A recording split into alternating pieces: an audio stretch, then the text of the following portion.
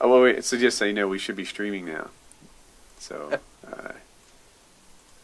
it's the pre-show is starting now. I bet they can hear us. All right, yeah, they can hear us.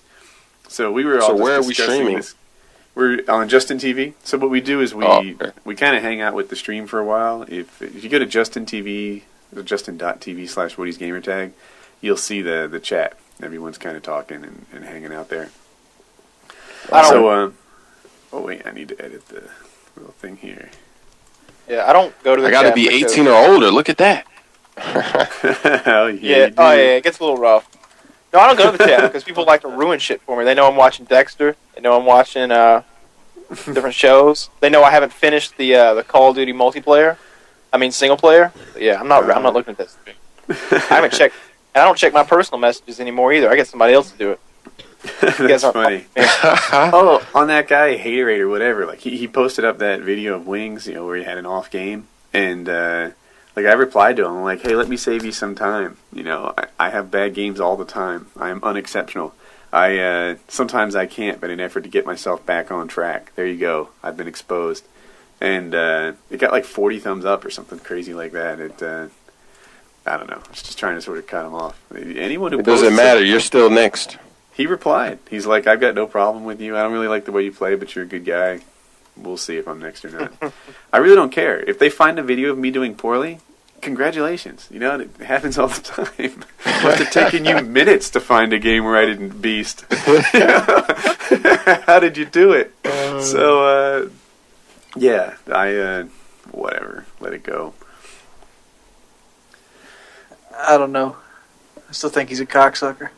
No doubt, man. But I know why he jumped on me. He jumped on me because somebody sent me a link to his video where he's hating on Chris Smoove. And I go, actually, there's a video after he's hating on Chris Smoove. He posted like a 30 and 12 like free for all. And I posted like, man, this video boring. I'm going to go watch me some Chris Smoove. And that hurt his feelings. Because his commentary boring. It is. I mean, I don't even watch the gameplay, generally. I usually just listen to the guy talk. He's sitting there talking about how great he is, and I get to the end of the game, he's using the RC car going 30 and 12 in a free-for-all. Like, this is what you put up? Yeah, which is not to say that I never go 30 and 12 in a free-for-all. I mean, heck, sometimes I don't even win that game. But, yeah, like, there's plenty of free-for-alls. I'm going to go 30 and 15. Like, fuck up. I mean, but what I'm saying is it's ridiculous to, like, to call people out because of their gameplay, because everybody has those shitty games where, like, I mean, I had a terrible game the other day, the last game of the night. I went like, I think I went 8 below even, 8 kills below even, something like that. TDM. Oh, you next, Kyle. It's coming for you. I don't care. FPSKyle is next.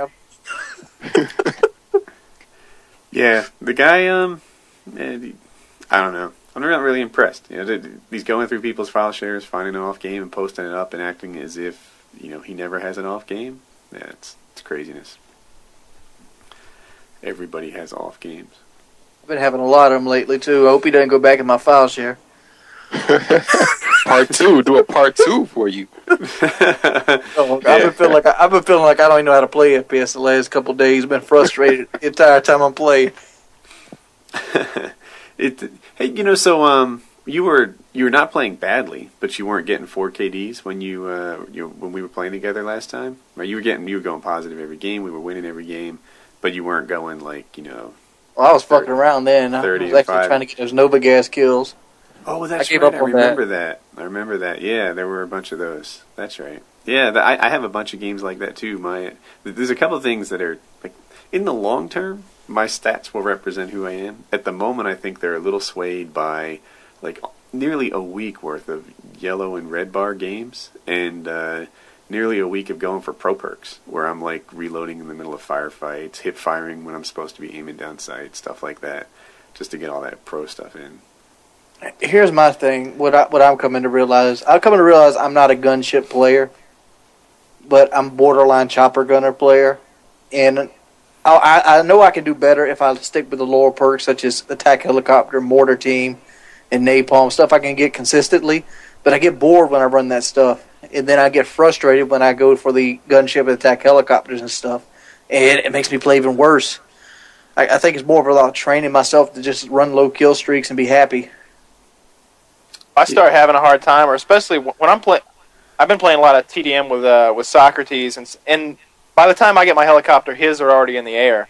So like I can never call him in. And so I've started running like the care packages with my Hardline Pro, and I just get like I never get bored with that because I get like a weird mixture of everything. I get Valkyrie rockets and napalm and counter UAVs and all that good stuff. That's fun.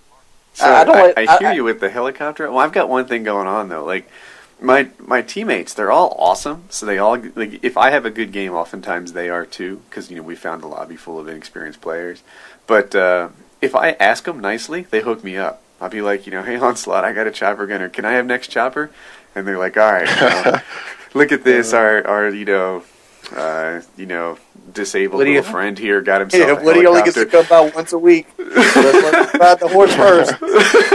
Exactly. Yeah, they all like Woody over here, our handicapped gamer. He finally got himself a chopper gunner. We'll let him call it. So they hooked me up. Well, see, like the thing about it is, I like to watch Socrates do his thing. We were playing the other day, and I don't remember Socrates. What was it? Was it? You guys can't hear it, but I can. What was it where you had the 3 chopper gunners and you were laughing every time they shot one down? Was that a TDM?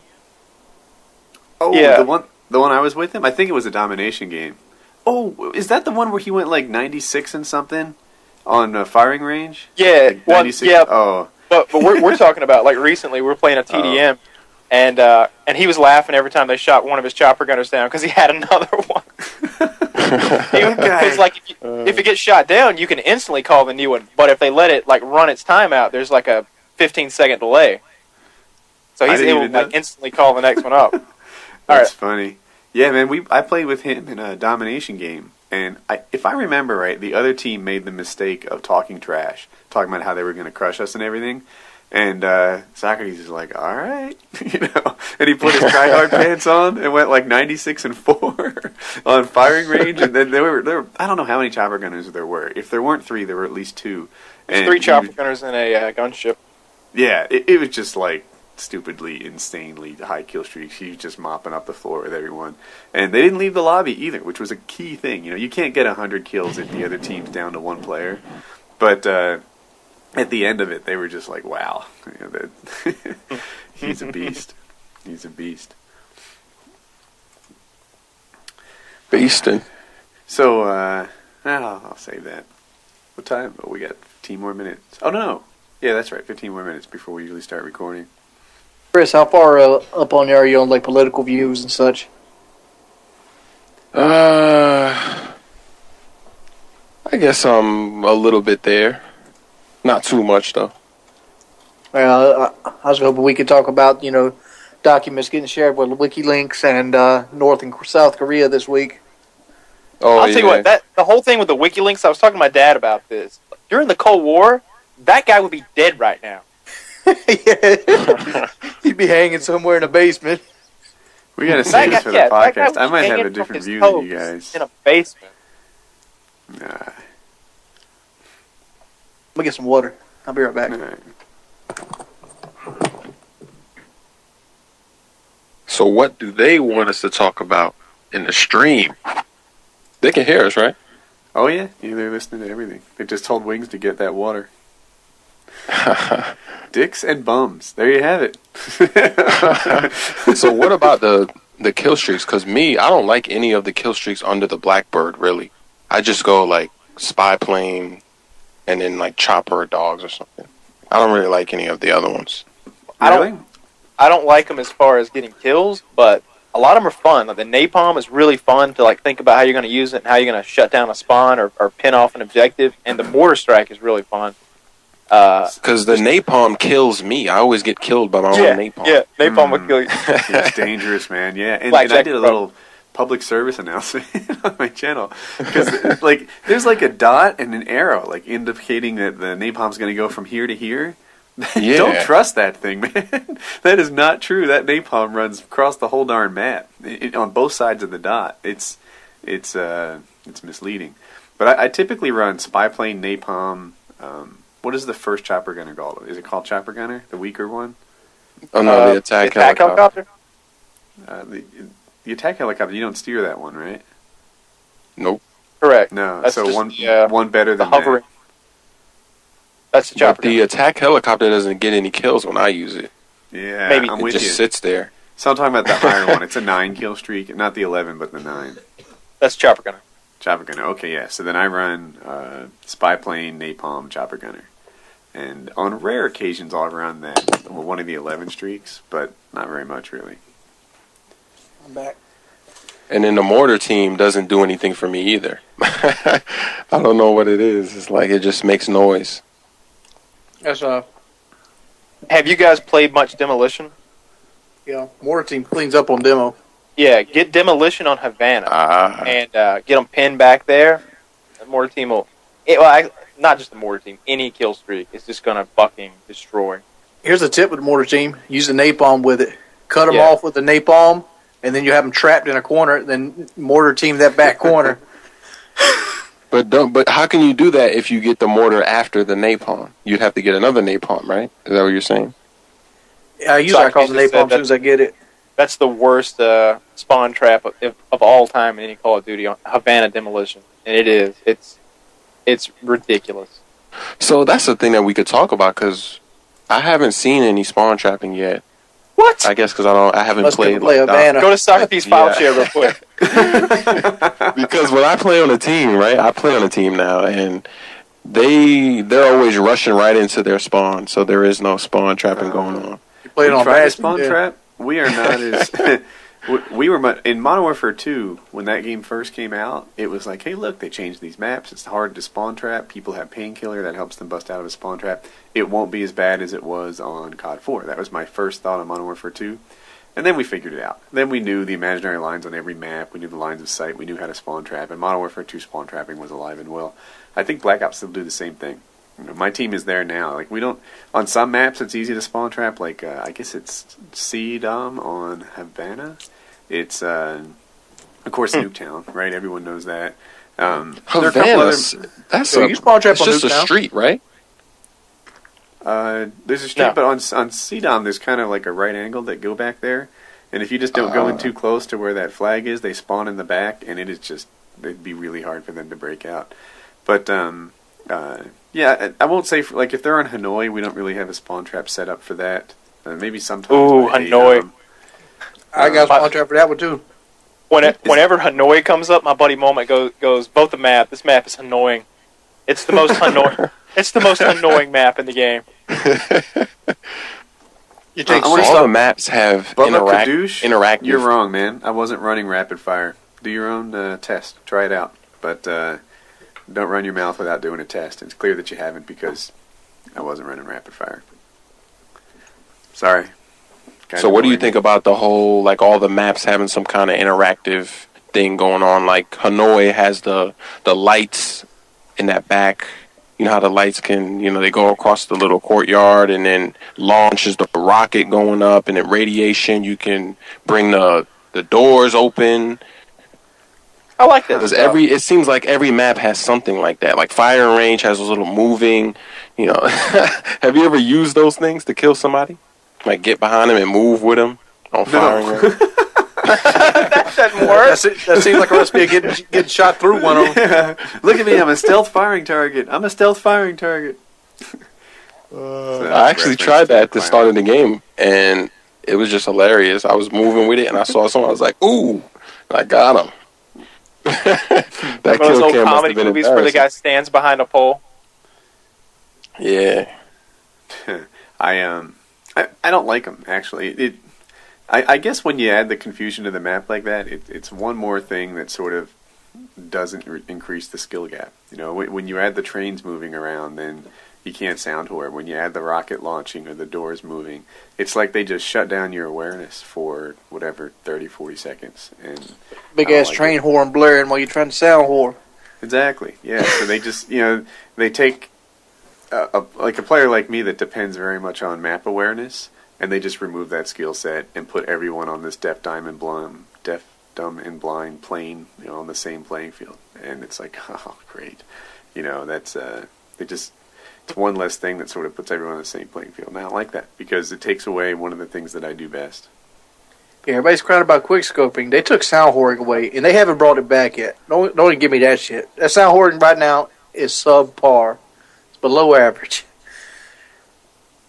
So what perks are you surprised that people aren't using? Because, like, I guess since sound horn isn't good. I thought flak jacket would be used more. Shoot. Flak jacket. I've never even tried that yet. Dude, I was thinking trying to get, the pro version, but... No, Nuketown, alright, I was getting annoyed on Nuketown because I always want to run out and throw my spawn nade at the car. And I kept always I would get a double kill, but I'd always get double killed myself. And I was like, damn, that's annoying. I put flak jacket on. That nade they throw at you is like a scratch. It's nothing. And then if you get noob tubed, it's like it barely affects you at all. It's nothing. Flak jacket is ridiculous. Flak jacket's nice. Nuketown is especially when I take Bravo, I usually run a flak jacket class. But for the normal stuff, hold on, I gotta ban this idiot. For the normal stuff, I typically run Hacker. It does two things. One, it stops me from the darn Claymore deaths. But two, every time I see a camera, every time I see a motion sensor, it tells me where I might find a guy, and that's kind of cool. Do you have Hacker Pro? I only use Hacker.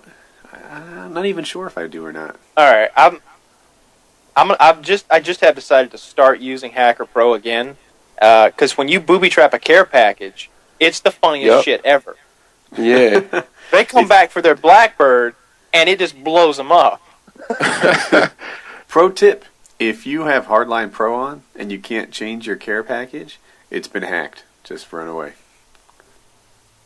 So when you booby trap it, because on your screen it shows that you booby trapped it, like it has skulls on it or something, but they don't see that, right? They just see a normal care package. Yeah, they see that it says care package, chopper gunner, come get me. Yeah. Come get that shit. It's a big explosion. Like I've seen people get triples and quads with it. It's a big boom. Oh it's it's at least as big as an RC car. But if you can't, if you go there and you're like, oh, it's a spy plane, I'll change it to something else, and it won't change. That's a hacked care package. Leave it alone. Do you guys use the RC car? Have you unlocked it? Do you actually use it? I have never unlocked it. The only time I've called it in is when I get it out of care packages. Yeah, me too. I have run it before, but I run spy plane. That's my first kill streak. I let the Beasts and Legends I run with pull up all the SR-71s, but yeah, I'm a spy plane machine, man. I'll keep us in spy planes a lot throughout the game. Yeah, I use a spy plane every game pretty much, or if not spy plane, then it's the counter. I can tell you my shit right now. I've called in 2,295 spy planes. I doubt I've called in that. I know, I if you called in look at my 600. kill streak, I have 10 times as many spy planes as the second best one. My second one's napalm strike, then care package, then attack helicopter, then counter spy plane. Napalm, punch strike, and care package. Oh, I was like, how can that be both of them? Because they're the same. I think they're both 5, but I see you're talking about most called in. Then the chopper gunner, almost with 298 times. Blackbird 159. I tried running the double care package streak. I used to run. The triple care spy package. Plane, SAM turret, and then care package. But it wasn't really crazy for me, man. First of all, even when you re-roll, you don't often get good stuff, right? A lot of times you get junk. And second, I'd earn 2 care packages typically, call them both in at once. But I'd run all the way back into my own spawn, trying to find a safe spot, taking me away from the objective for 30 or 40 seconds at a time, and then I finally get my junk, and what do I have? Ammo and an RC car? I would have rather had my napalm, which was a guarantee sort of game helper, than taking me away from the game for so long and giving me borderline junk. I've almost quit running the napalm strike because it fucks spawns up so badly. So you don't have to drop it on their spawn. Half the time I drop it, it's on B-Dom. I just find a nice stripe, put it on B-Dom, and there it is. For 30 seconds or so, we don't have to worry about it. But that's a pro tip for you guys. If you take napalm and you're spawn trapping, you put it in their spawn trap, they're not spawn trapped no more. Yeah, you want it on the edge of the spawn. Exactly. They absolutely... whether there's napalm on the ground is one of the things that decides whether somebody can spawn there. So if you drop it right where you want them to spawn, they won't spawn there anymore. It's over. So it's going on 10. You guys want to kick off the podcast? Get this cooking? Yeah. Give me just get it cooking. Speaking of cooking, I think I'm going to make a cooking video. Really? Yeah. Cooking that Modern Warfare 2 disc? Nah, we already cooked that. I know, I saw that. I got done. That's well done. There were a couple of different guys that destroyed their Modern Warfare 2 disc. Kyle did his with a bunch of things, like flames and guns and stuff. White Boy's was subtle, but it kind of worked for me. He just ran over with a lawnmower. and it worked so perfectly. The lawnmower like sucked it up and spit it out the side in, I'll call it 15, 20 different pieces. And I was like, perfect. It's done. Yeah, I was pretty happy with mine. That shit got 300,000 views. Really? Everybody's like, you could have just traded it in, and you could have got $30 for it. And I'm like, I'm just laughing my ass off. I still have mine. I still have my copy. I didn't burn it or anything. It's still here. I took Woody's advice. I didn't destroy it because I actually might see myself going back to it here in a minute. I saw you on there the other day playing TDM on something. I was like, I may have to remove this guy. Let's kick off the podcast and talk more. So and talk about that right there, that Modern Warfare. Wings no one. 4, 3, 2. What's up, everybody? It's Painkiller Ready, episode 32. We're back from after a week's break. We had Thanksgiving. It's an American holiday. For anybody that doesn't know, that's why we weren't on last week. Today we have a return guest. It's one of the most sought-after return guests we've had is Chris Smoove. What's up, baby? Doing good. What's going on? Crit. Smoove, man, you were a great guest the first time around, but I do want to call you out on something. Ready for this, man? Yeah, here it is. Yeah, I'm ready. The last time you were on, it was the night that LeBron and his two buddies decided to join the Miami Heat, and you said they were going to be unstoppable. That it was going to be not fair. Might as well give them the championship trophy now. How you feeling about that call? Is that what I said? Did I really say that? That's not an exact quote, but you were saying that they were the new force, that they were going to dominate basketball. It's been shocking. It's been exciting. It's just been funny because they're doing bad right now. They're struggling. Terrible start. They're actually playing right now. They're winning now. LeBron's playing against his old team, so it's crazy. The hype, they were booing him, but it's over. The game's over. See, I don't understand. That's a bunch of haters, man, that would boo that guy for taking the money and going somewhere. Not just taking the money, but going where he could win. I don't blame him at all for that. Like, if it had been the way he did it, because he televised I thought it. I followed it. What did he do that you thought was dirty about it?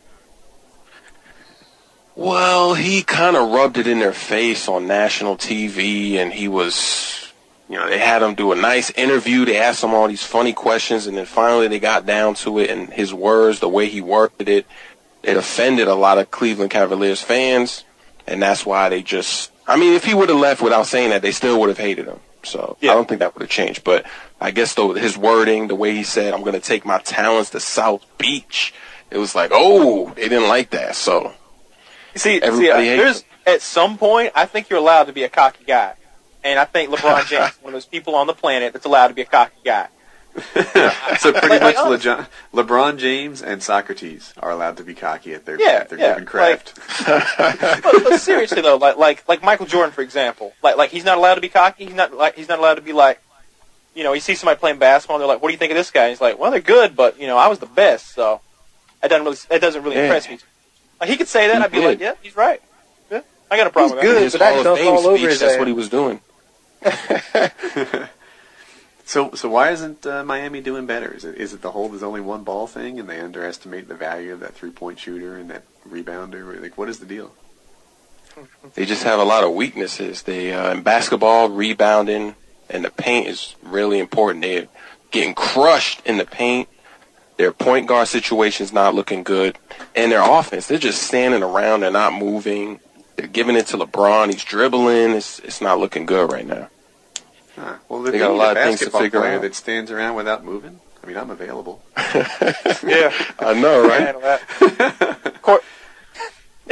I watched some Michael Jordan highlights the other night, man, and those are people want to talk about what the greatest montage is of all time, and whenever somebody asks that, but they don't specify Call of Duty, I link them to a Michael Jordan montage.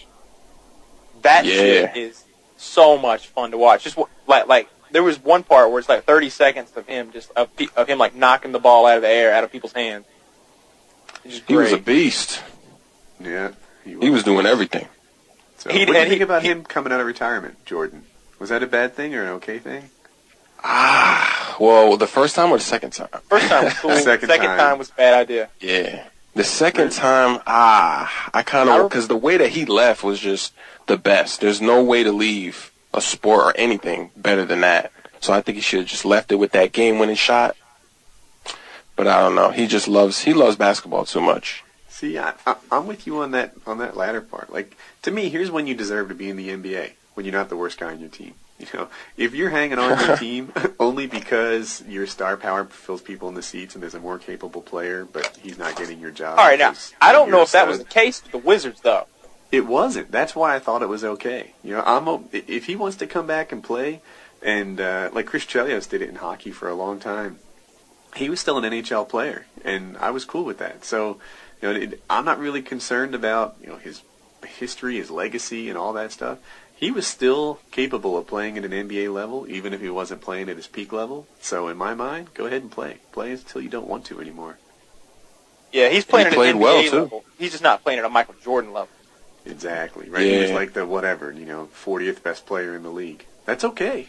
You know, I wish I was. Oh, was he really? Was he that?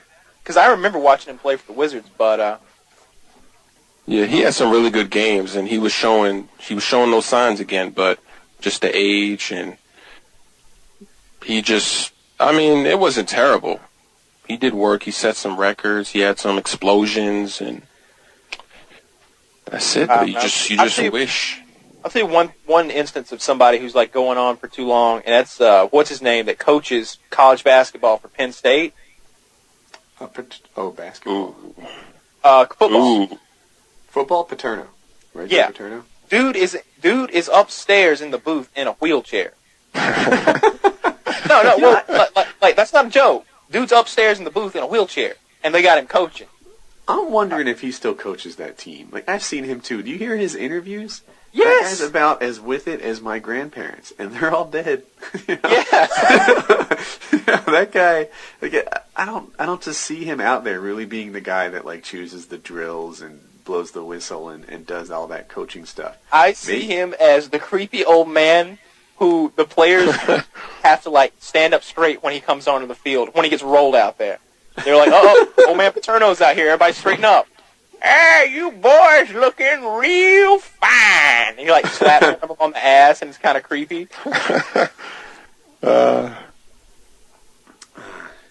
Everybody looks at each other with like awkward, like out of the corner of their eye looks. They're like, Hey, I have a Call of Duty topic.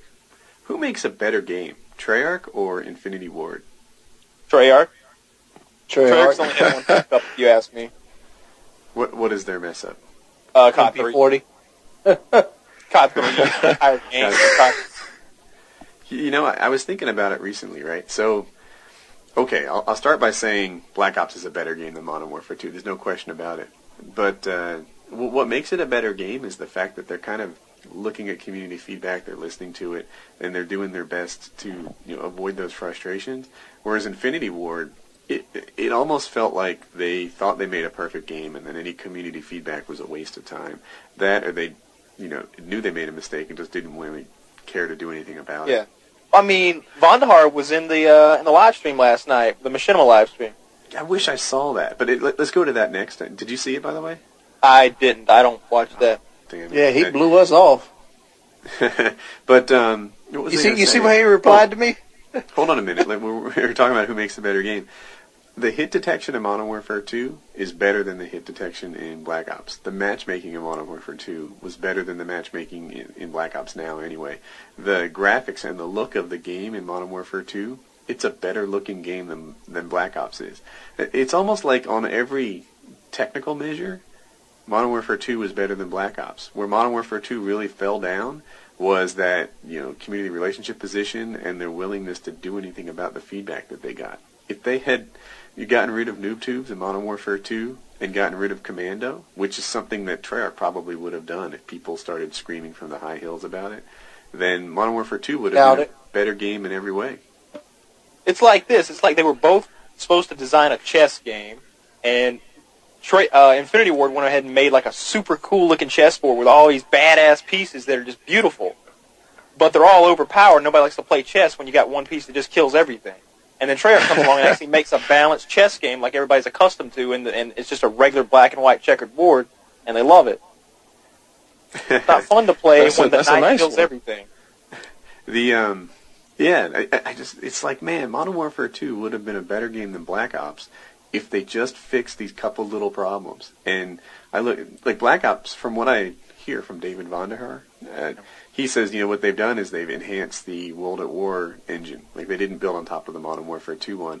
And I look at that, and it kind of explains why the hit detection sucks. Because I guess whatever enhancements were made between COD 4 and 6 were lost, and they're not built into Black Ops. Yeah. And, so I wish the Treyarch guys had the technical superiority that Infinity Ward has, or I wish Infinity Ward had the customer service that Treyarch does. If you put them together, you'd have a hell of a game. So what do you think about all the people that say Black Ops isn't going to last longer than 6 months? And, like, on our comments, some people are saying, this game is boring. Go back to Modern Warfare 2. What do you say to that? Let me tell you. Oh, those people suck a dick. Let me rant here. But Black Ops is boring. It is as it states right now, it's a boring game. But that's because it still has mistakes in it. Like, I get bored as fucking shit playing TDM 3v3 and 2 of the other bitches on the other teams got ghost. That's boring as fuck. And you see it. Anybody that plays TDM has seen it. You see it 4 or 5 times an hour. And actually, I had a game where our whole team backed out, and it was just me and someone else that I was in a party with against like 6 on the other team, and we just got owned for that game. It was like, I was like 10 and 19. They'll never give you another person. Never will. It's mixed, man. Like, so, never is the wrong word, right? Because I bet, on the other hand, you've been dropped into games that were unwinnable, right? I know I've joined domination games that were virtually over. There's chopper gunners in the air. It's all the horribleness that you hate. Yeah, 193 to 70.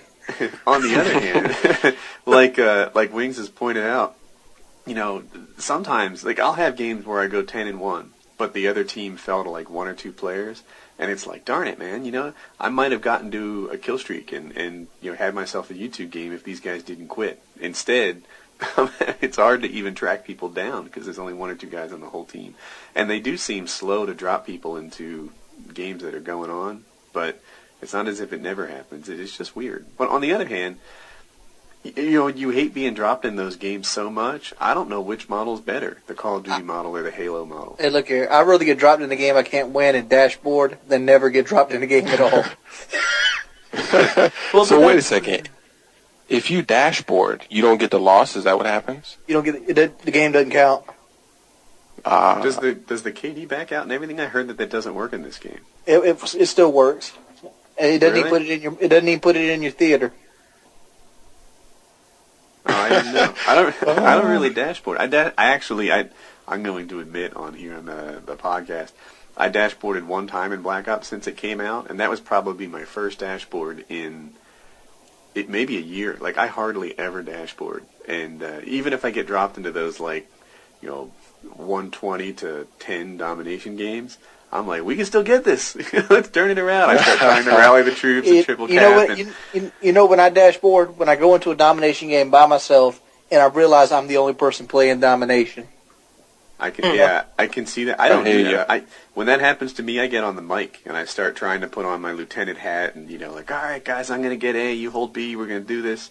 And somebody goes, shut the fuck up. You're gay. Well, you're muted. I'm gonna work with my other 4 friends. but that's exactly how it goes down, man. I immediately start trying to rally everyone and turn it into a better game. There have been a few, and some of my proudest moments in gaming. Like, there was one time it was Modern Warfare 2, but it was Crash, and so they brought it back. And I dropped in that game. I forget the exact score now, but it was blown out. I'm gonna say we were down 140 to somewhere in the teens. And but on the other hand, I was the super version of me. You know how every 1 in 100 games you are that guy who is, Socrates? And so that noobs fear to tread me. Yeah. So I dropped in that game. It was nearly over, but I was the super me. And I capped 2 flags. I pinned them back at A. I cleared it out. We had on triple cap. The other team rage quit. And I never posted the game because we sort of came back. when it was like 6-on-1. Like I'd gotten them to rage quit, and I swear to God, it was me being the unusual version of me. And yeah, they quit out. We triple capped. We won the game, and I was like, damn, that was one of my proud moments in gaming. And I will stick in games and try and get those. But I did rage quit. I did dashboard once in Black Ops, and it was just dreadful. Another thing that bothers me is they made the mini-map bigger in Black Ops than previous Call of Duties. Did they? I didn't even notice. I didn't notice that. It's 35% bigger, at least. Is it just magnified, or is it showing more? It's magnified. It's like the green arrows are bigger, the buildings are bigger. Oh. Like in Modern Warfare 2, you had a bigger view of everything around you on the mini-map than this game.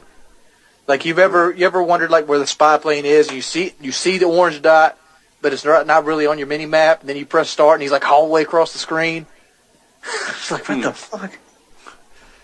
Yeah, I didn't even notice that the map was bigger. I do like the Call of Duty map, though. I know Hutch has the opposite opinion. He prefers having no radar at all in games like the. I think that helps compile against the ghost problem, dude. Because it makes my mini map smaller. So it seems like my motion sensor is huge, but it's not really that big because the mini map is bigger.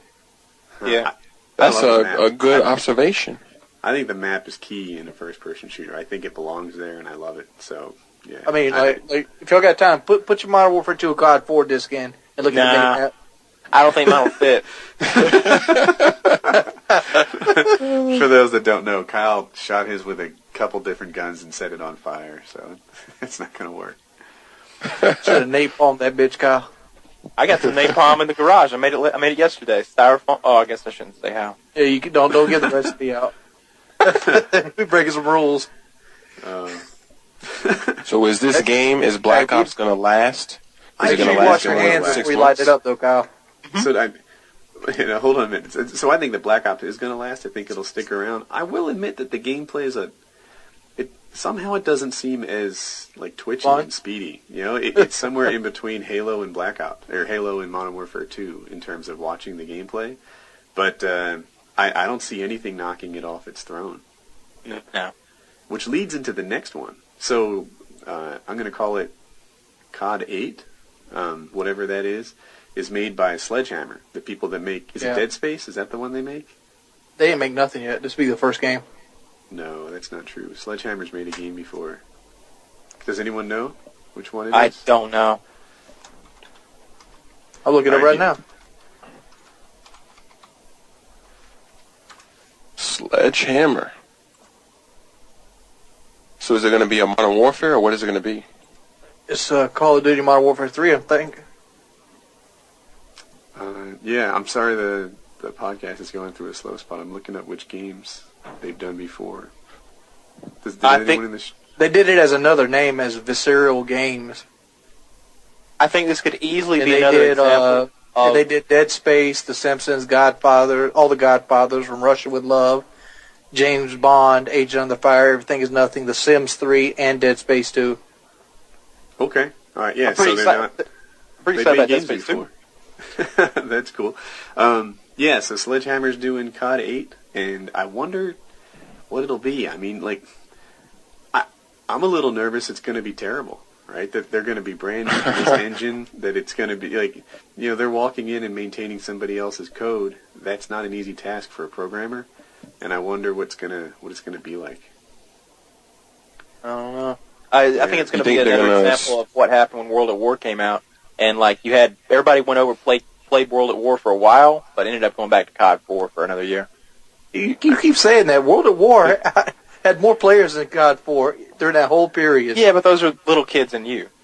And scene enters. Yeah, so actually, Wings, I paid a lot of attention. Game.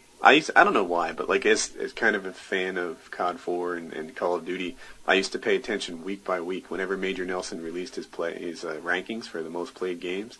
And Wings is right that World at War, I'm going to say 9 times out of 10 had more players than COD 4. Not every time. I mean, COD 4 would sometimes beat out.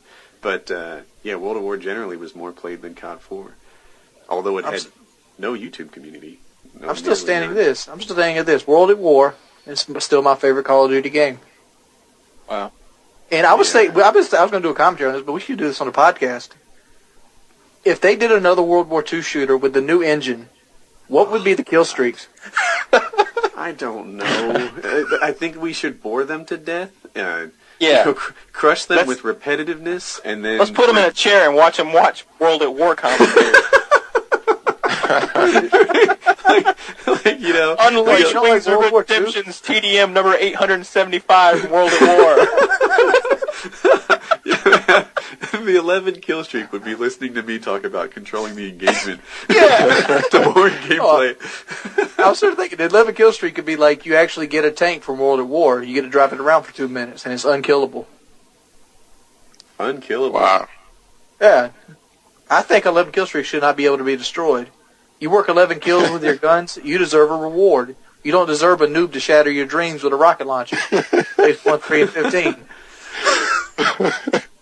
I'm thinking about that. What do you guys think about, let's say if Black Ops had a game mode where you could use Modern Warfare 2 kill streaks, but everything else is Black Ops? Do you think that would be... I'd like to see it bring back building kill streaks, at least in a playlist. Like a playlist where like the Modern Warfare 2 way? Where you building kill streaks meaning kill streaks build more kill streaks. Yeah, like have a playlist for it.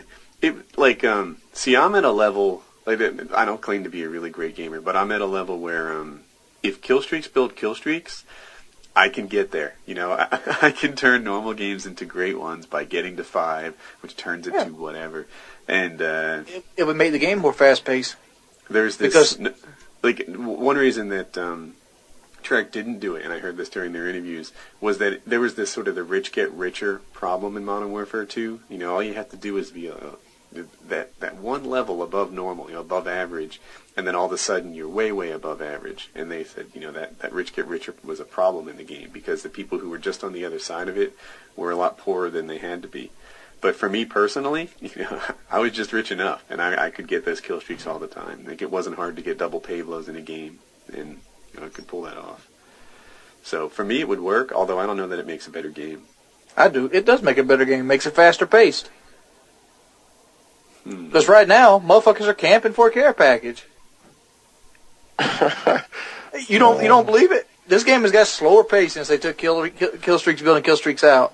And a lot of people knock it because, it takes more skill to get kills with your gun. I guess it also makes it a lot more boring. I mean, it's made the care package more attractive for some players, and not for me. Like, I actually don't like the care package. I care so much about winning. It pulls me off the objective. It slows things down, and I don't always get what I want. But I can totally see guys who maybe earn their 9 and 11 kill streaks, even more rare than me, want to rock the care package all the time, so that they get them. And I think you get cheated. That's another big problem with Ghost, and people don't see this now. But once people start getting settled in and get comfortable with the prestige they want, Ghost Pro is going to be made known. It's going to make, when you get an 11 kill streak, there's a good chance that 3 of the 6 people are only going to pop up on there. So you have 3 red dots. The 3 of the 6 people can shoot you down right away, making your 11 kill streaks useless. Like, what fun is that? Somebody wrote in the stream, I'm sorry, it was like a perfect summary in my head, and it was that Modern Warfare 2 was frustrating but fun. Black Ops isn't frustrating, but it's slow and boring. And then COD 4 and 2 were awesome. So COD 4 was awesome, but it had its problems too. I think people have forgiven it for that triple nade since it came out, but nades used to just drop out of the sky and insta-kill you, and there wasn't much you could do. It had that frustration as well. But yeah, Modern Warfare 2 was frustrating but fun. Black Ops is a little slower paced, and it's a great game. I think it's been the best COD to come out since 4, but we'll see. We'll give it some time. I'm still learning my way around too. So what about just speeding it up? Putting the speed of Modern Warfare 2 movements, like jumping and everything. I wish they had COD 4 drop shots. That was great. One thing that Call of Duty does really well is it has some of the most responsive, controls in the game. The thing is really, you turn left, right, you move around. The guy is fast. If you were to walk the road in Modern Warfare where ADOM is on Favela, that sort of long street at the top of the Favela map. If you were to just walk from one side to the other, how long do you think that would take? 12 seconds? Something like that? how long does it take you to walk a real block? Like 6 minutes? Something crazy. I mean, your character really is speedy in these games, and they respond really well, except laying down. Somehow laying down, they nerf it to the point where, in real life, I can lay down as quick as gravity. I'm gifted like that. In Modern Warfare, in these games, it takes a while to get yourself, you drop to a knee, you sort of collect your thoughts, you drop to your belly, and if that was responsive like COD 4, then I think this game could be a little more fast-paced. As it is, they've nerfed some of the stuff that the skill players have picked up, like drop shotting and sound whoring, and I guess they tried to level the playing field that way. I don't know. It doesn't work. It just makes you get unfair deaths. It doesn't. I mean, a good team is still trashing newbies. I mean, it's not like that shit's changed. Yeah, they can make it so a good player doesn't have a drop shot. He doesn't have this. As long as you've got a good shot, people that suck. Like, you remember my Beast Mode Engage video? That's the average player on Call of Duty. He's not average. He is. That guy was like, nah. Average player has an even KD. Don't play much their EDM. Nah. I bet you money. 3 of the 6 people will be like him. 3 of them. No. Yes. That guy, you could juke that guy out and he couldn't kill you. You could be like strafing him and he'd be like shooting around you like the Matrix. That guy was like, that probably wasn't even that guy because he was a level 40 or whatever. That was probably that kid's little sister. Oh, that was that guy. That was, dude, how did you know? It's not like you talked to him. I looked at other games in his file share. They were all like that. All of them. What was it? I wish you could see his KD. You should have sent him a friend request, man. You can't just send Maniac 6 a chat invite. All right, Wings, I want to talk about that Beast Mode Engage thing. Do you think what you did was right there? I don't think it hurt anybody. I mean, I thought when I first did it, I didn't think of anything of a backlash like what he got, because I thought like people were like, yeah, I remember this guy on my team and laugh at him, and that did that. It's like, it's not like everybody sees that kind of player. I get mad at that kind of player every game I play the game on. Here, to me, that reeked of cyberbullying. Like, you pick this guy out, and so you're good at gaming, right? I bet I could drop almost any video games in your hands, and you're going to be above average at it. On the other hand, there are probably parts of your life where you're below average, and you wouldn't want someone taking that and exposing it to the world, making a video about it and adding laughing commentary. And, like, it was kind of mean, don't you think? I was sitting there trying to think. This guy said I rage quit when my team was winning. Yeah, I do that too. Yeah, I'm fucking upset. But so like I thought you were a little harsh on the guy, and yeah, he's not good at video games. But he's not good at. Let me tell you, from watching that video, he's not good at video games. He's not good at football. He's probably not good at masturbating. He had little to no hand-eye coordination at all. All right, that was funny, but man, it was just cyberbullying. You were being rough on that poor guy, and now he probably doesn't even know it. Really? I bet you he doesn't know why his inbox is just filled with messages of hate. Dude, I've had 2 people that I know of change their gamer tag because I went after him in videos. I'm sure that kid got a real shit ton because the whole video was devoted to him. Oh, he's got 140,000 views right now. Oh my! Yeah. Me and Thunder were watching that this morning at like 4 a.m. I was telling him about the video because he hadn't seen it yet. I was like, go watch it, man. And he went in the other room. I could hear him listen to it. He was laughing hysterically at that video. Like, I could hear him in the other room, like freaking out over that. He was laughing so hard. Yeah, I thought it would be a funny as shit video, and it is. And people have been begging me to do another one. I'm on the fence if I should or not. I don't think so, man. I think you should, man. I think you should find you need to find worse players though, like people who were like. I found a worse player, and I'm like, I found a guy that was shooting the mannequins in the firing range. Oh, man. Like, it would literally scare him every time he seen them, and he'd unload his gun on him. So I normally don't try to talk about the stream because we got feedback that it doesn't make for a good show. But the stream is filled with people saying, "Do it, do it, do it." Woody, stop! Like I'm the jerk in this thing. I'm the guy who's wrong. Don't need a jerk, Woody. I think it's entertaining video. I do. I think it's one of the best videos I've ever done. That's why I kept it up. I mean, all right. Gaming is generally mean-spirited anyway. First-person shooters, we're playing a game where we are killing our enemies. We are shooting their human bodies with machine guns, blowing them into little bits, And when you do it, you say, yeah, fuck you, buddy. You got owned. Yeah, you got raped. So what's wrong with picking out somebody's gameplay and talking about how bad they are? It's not like you... Now, I would say this. If you like, had a video of the guy, like, getting off the school bus on crutches and going into his school, and you were laughing, like, look at him try to walk. That would be bad. That's not Hey, cool. Billy, you want to go run to the store? Oh, wow. So, Wink, someone But the funny thing is, about that kind of player is he's probably never played a first-person shooter before, so he's figuring everything out. He doesn't know, like, where to go, what to do. I picked that video out because of the Starella launcher, dude. I called him my helicopter, and he pulls his fucking launcher out and looks for my helicopter. I'm like, look at this motherfucker. I don't know if he still I'm does on his it. team. I don't know if he still does it, but I saw... Yeah. Oh, I remember that. He tried to shoot down his teammate's helicopter. Oh, no. And that wasn't a good gun for him to use either. I wouldn't recommend that gun for someone new. No, he needs... I would recommend him use a scavenger, because I don't think he's ever going to run out of ammo. Oh, yeah. No, he's not. You don't need sleight of hand either. People If you do talk like about, that gun, though, Smoove, he was leaving them all over the map for you. Yeah, they're everywhere. If that kid's on your team, tell him to run the same class you're running. That way you can just keep on picking them up. You can run sleight of hand, you can run hardline, whatever you want to run. That kid's going to be leaving you guns. Apparently, I'm in the tiny little minority that thinks it was wrong to pick on that poor guy. I thought it was probably... It wasn't nice, but I'm not going to say it was wrong. Like, there aren't exactly Call of Duty ethics. I mean, I don't know. I watched it, and I laughed, and I was looking at the comments that everybody hating, and just on and on and on. And then I saw that thing on Reddit.com, and I was like, whatever, man. I enjoyed the video. Whether it's right or wrong, I don't really care. Strong opinion. I enjoyed it. I mean, what do you guys think about the gun balance in this game? Do you guys have an issue with the 7.4U? yeah. Let me ask you this. Let me say this. It's Do you real. have- if you had to choose one gun to balance, 7.4 to nerf, I'll say 7.4U or FAMAS. G11. Really?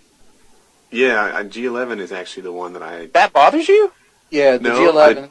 I love the G11. I run it all the time. I- When I use Like, the G11, I feel like I'm an MP40 noob. I'm like, do these guys realize it's single burst, even on my collection, a whole lot. It has the hip fire spread of a submachine gun. This thing is a beast.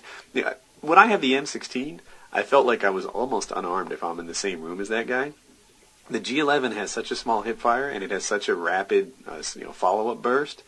I win close quarters battles and long distance battles and anywhere in between. I love my G11. And you can get your 4-man spray because it's got like 50 fucking bullets. Oh, that's another thing, man. It has so much ammo. If I reload the G11, I want to like knock myself in the head. I'm like, what am I doing? This thing has, I think it has 45 bullets in the default clip. Is it 48?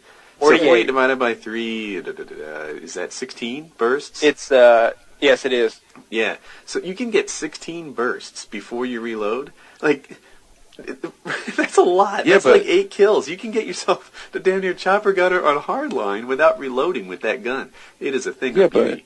But it doesn't have any attachments. Doesn't matter. It's got beautiful iron sights. Iron sights are good. Yeah, but if you could put like a silencer, something else on there, you can't put anything on it. I do think it'd be interesting to try a G11 with a silencer. Like, even if it was a 2-burst, it might be a pretty good gun. But I think it's still a really good gun the way it is. What I want to do is put the sniper scope on it and go play hardcore. Because you quick scope like a motherfucker with that thing. Yeah, that thing. You can quick scope with that. But you gotta look at it this way, Chris Smoove. It might be just an okay gun without a silencer and like, a random person's hands. But just imagine if a team of organized people abused the shit out of that gun. Yeah. Dude, you wouldn't be able to move. You literally would be outgunned every time you walked out. Do you guys know the history of that gun and the deal of it and like the facts behind it and everything? Can you tell it not boring? I was hoping Wings would tell it and be boring, and I could avoid doing so. I can tell you what it is. I mean, I don't look into the gun that much. It's one of those electronic guns. That's why I can't have a silencer, because silencers require what you call subsonic bullets to shoot, and it couldn't shoot subsonic bullets because it uses electricity to ignite the primer in the gun. Yeah, you see. Well, there is no primer. You see those rods you're putting in there.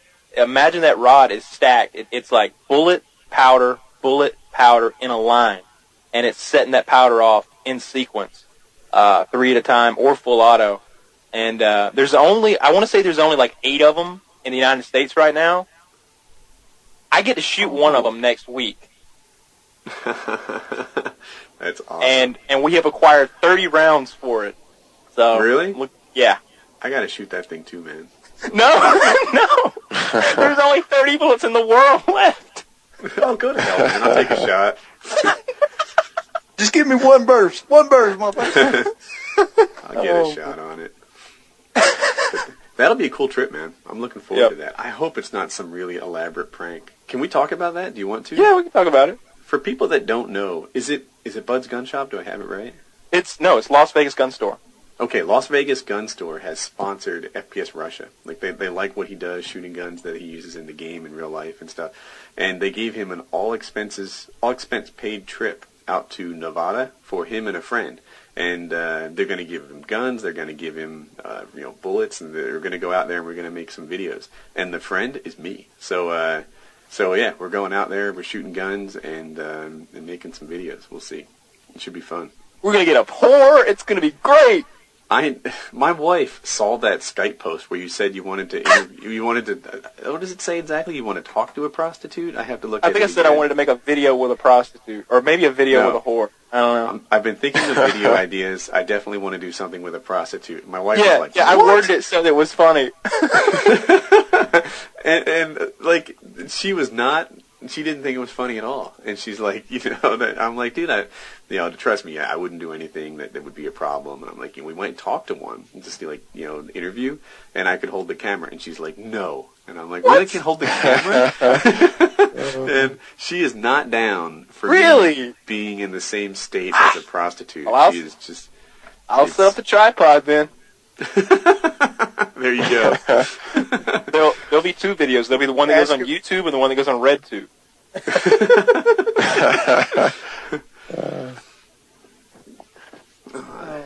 So you guys, I wonder, what do you guys think the Sledgehammer game is going to be like? Do you think it's going to be a total miss because it's their first one around? Do you think it's going to be such a direct copy of Black Ops that it's just reskinned? What do you think? I think it's going to be a direct copy of Modern Warfare 2 because that's probably the engine they're going to be given to play with. Yeah, it's probably a better place to start than World at War was. If they were to grab Modern Warfare 2, World at War again, dude. Dude, it's the hit detection, and there's nothing wrong with the hit detection unless you're using a sniper. I mean, you have to lead your bullets in World at War. Now, I didn't play a ton of it. You had to do it in COD 4 too, because World at War uses the COD 4 engine to shoot. I hear you, and you're right. COD 4 had some of that as well, but in Modern Warfare, I think the hit detection, if that was your only measure, was probably it's a whole different engine though. It's not a whole different engine. I mean, it's just a modified version of the same engine.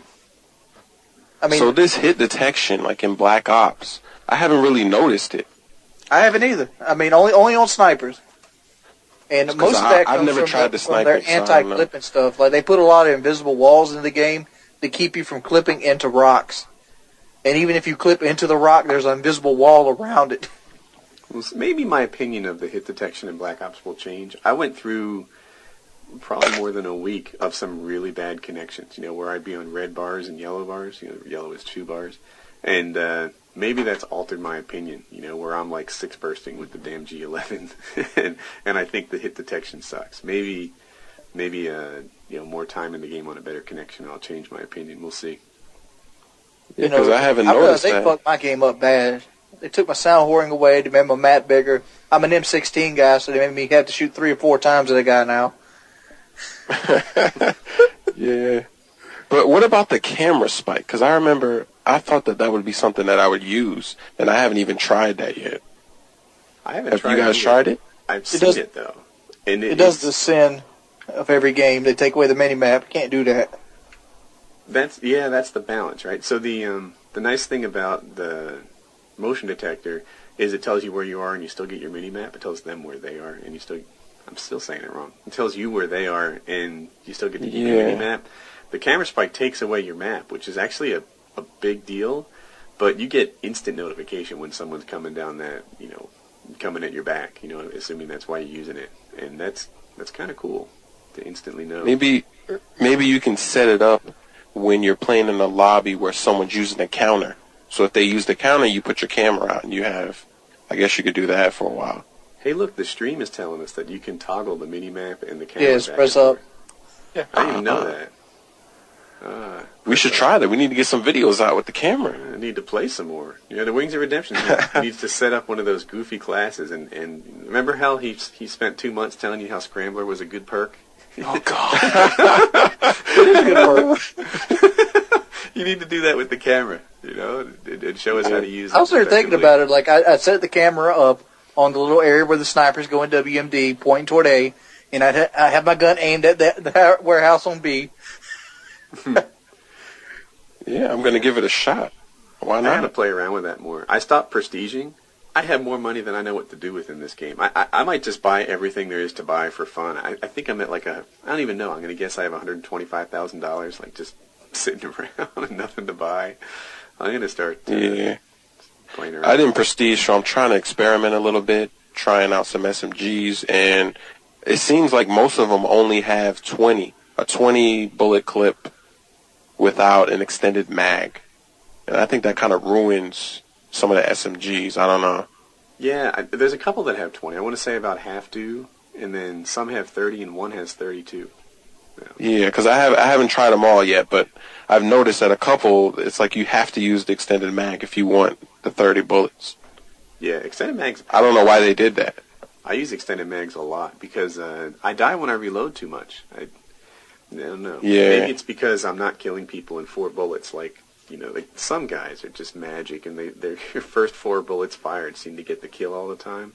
But I'm not one of them, you know. So I'll find myself with half a clip, and I want to reload it, and you know, that can be dangerous.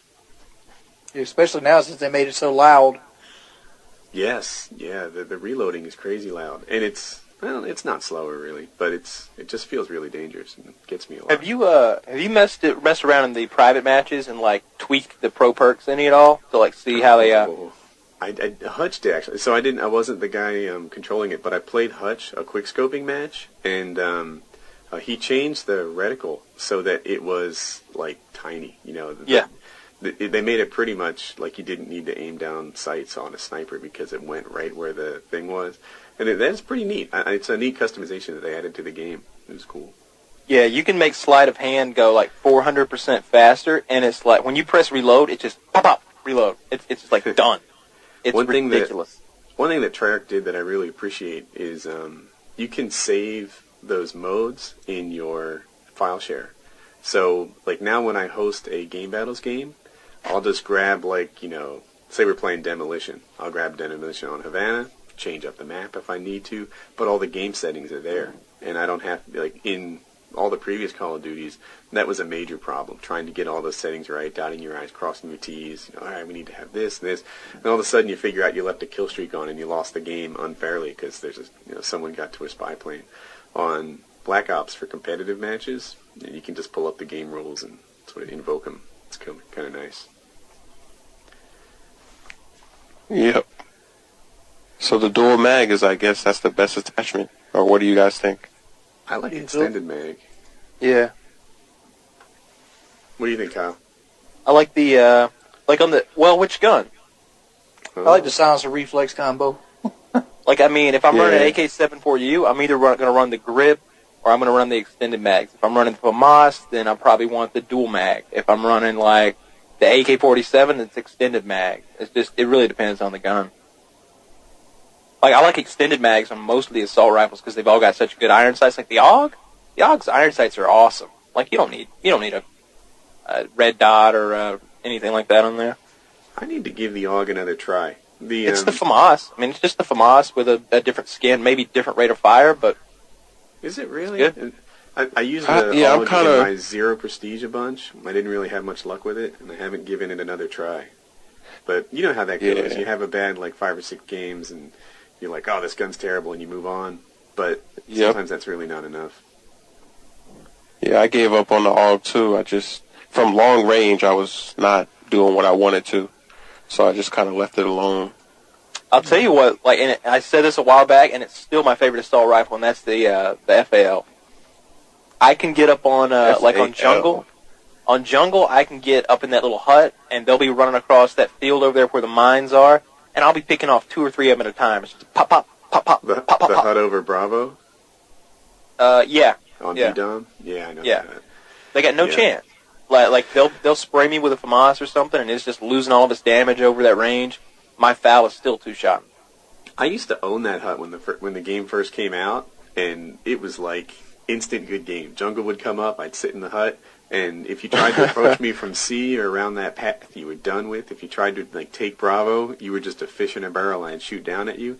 Now, everyone has the counter lines of sight to that hut so mapped out. Like, you're in that hut, then all of a sudden some guy's on the cliff poning you. You get a kill or two in the hut, and then some guy has some spot all the way down by the other hut on the other side of the bridge and trail, and he's picking you off. And it's like, damn, man, people have figured out how to counter the hut. I stand on the right side of the hut and shoot them through the trees as they come down the trail. I've done that. Just get up on a rock. That's all you got to do. Just get up on a rock. Yeah, too many people like to go to the rock, though.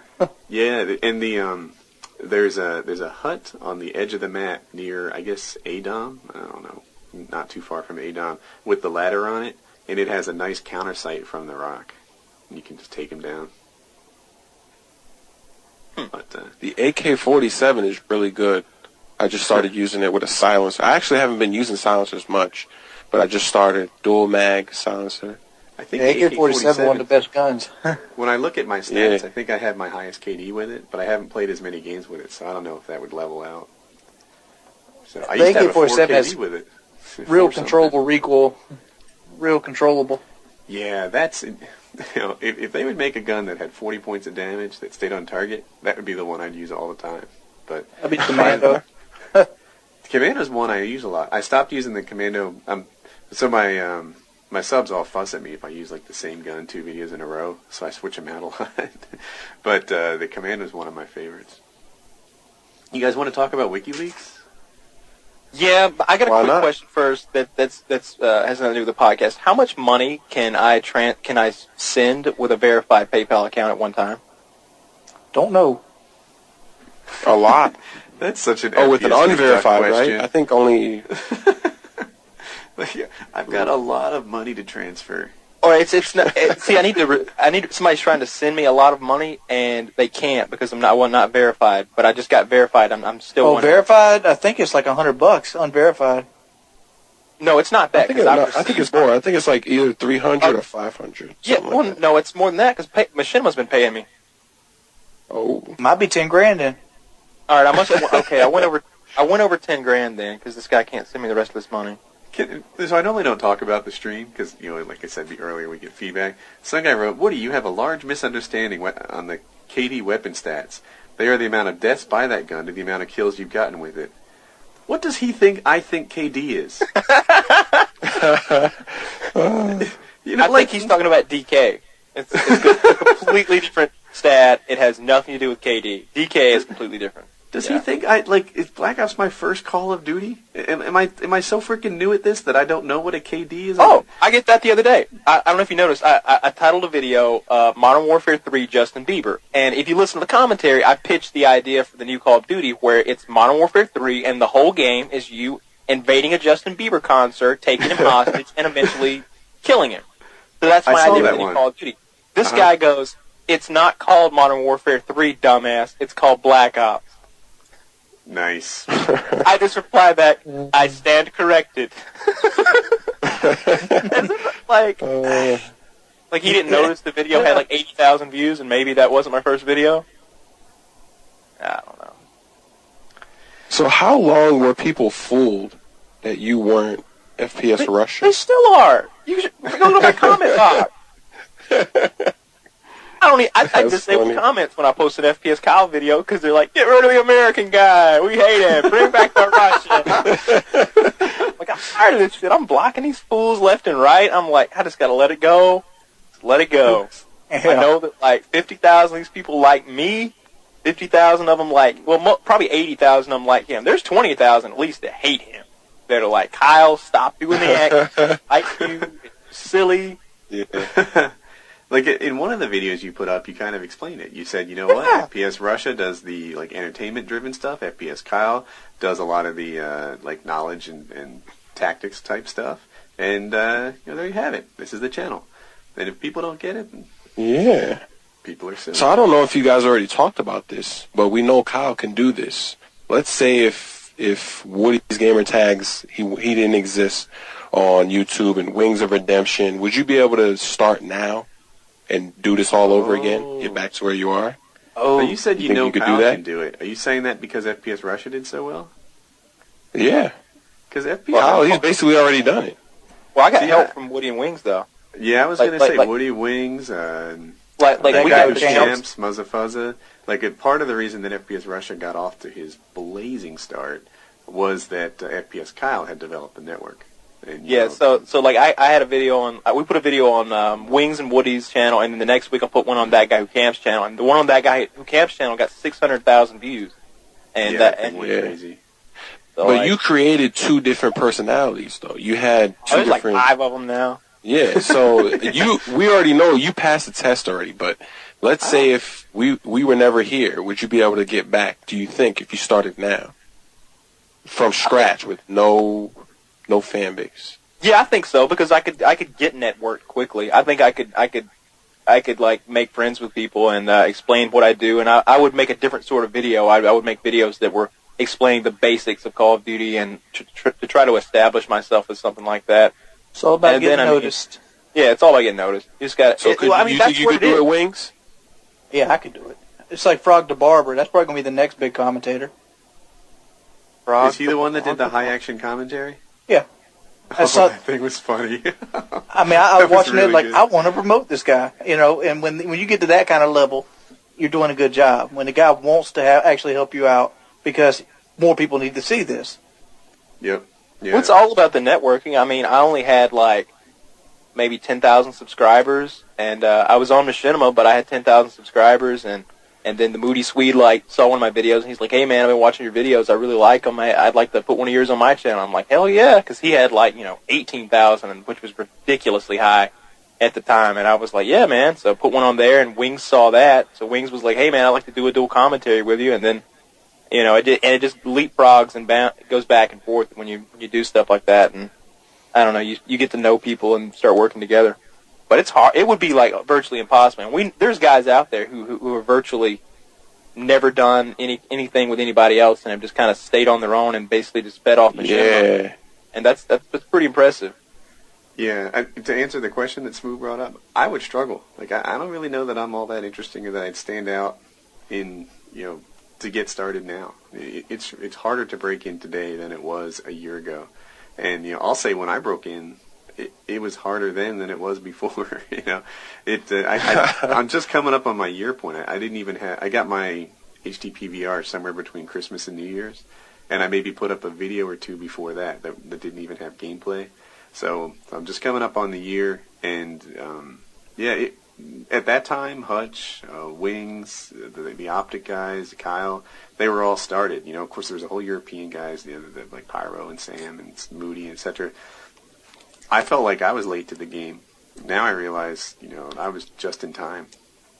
Yeah, the people who were... Because I remember, I saw that video again where you did the dual com with Wings. And the video, it only had 30,000 views, but I remember back then, that was a big video. That one on, what was it, Underpass, the rainy Underpass, yeah. Yeah.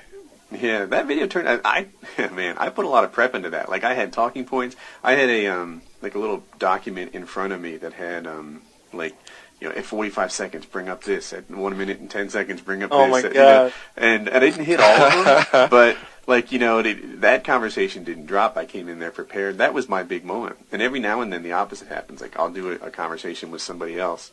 And hardly anyone has that level of preparation, as they, it's their... I don't want to act like I'm some sort of big shot, but I have 150,000 subs now. So if you're just getting started and this is your big moment, then you probably should have put some prep work into it to make sure that you do the best you can. And most guys don't. Yeah. So what's funny though is it started off where Wings he had more subscribers than you, but now you have more than him. Wing, how do you feel about that?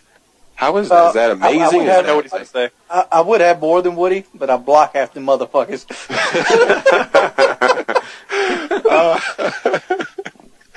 The thing is, and I mean, I gotta agree with him here. Like, if Wings didn't block anybody ever, if he had never blocked anybody and he just didn't look at his comment box, he uploaded the video.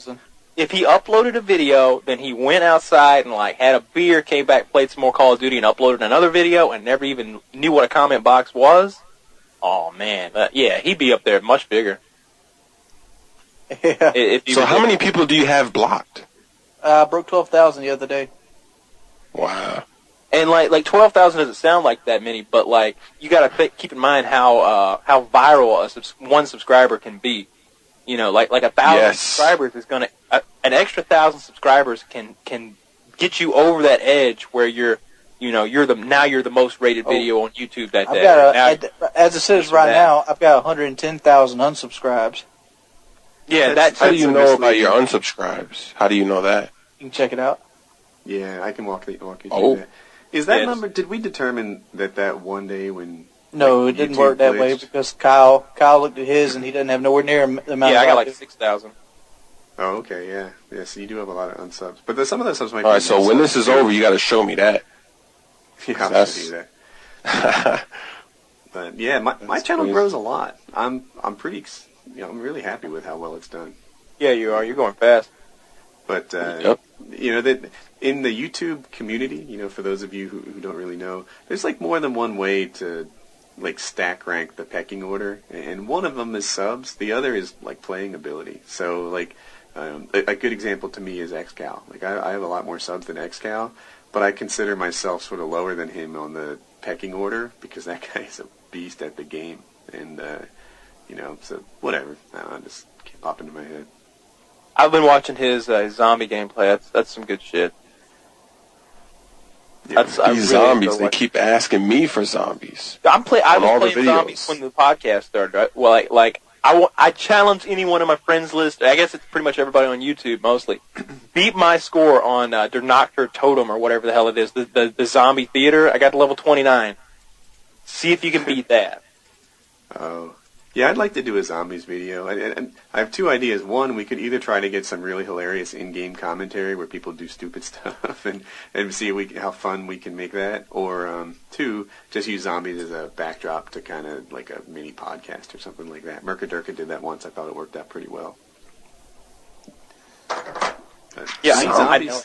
Zombies doesn't strike me as a real spectator game. It's got to be something else bringing the entertainment. Like, I'll watch an uncommentated Sandy Ravage game just because the watching is the point. It's incredible. But, I don't care how beastly you are at zombies. That thing is a little slow-paced. Watching you walk backwards, go for headshots with a pistol or, whatever, dude. That's... I'd rather watch paint dry than play zombies. Dude, that shit's fun, man. Dude.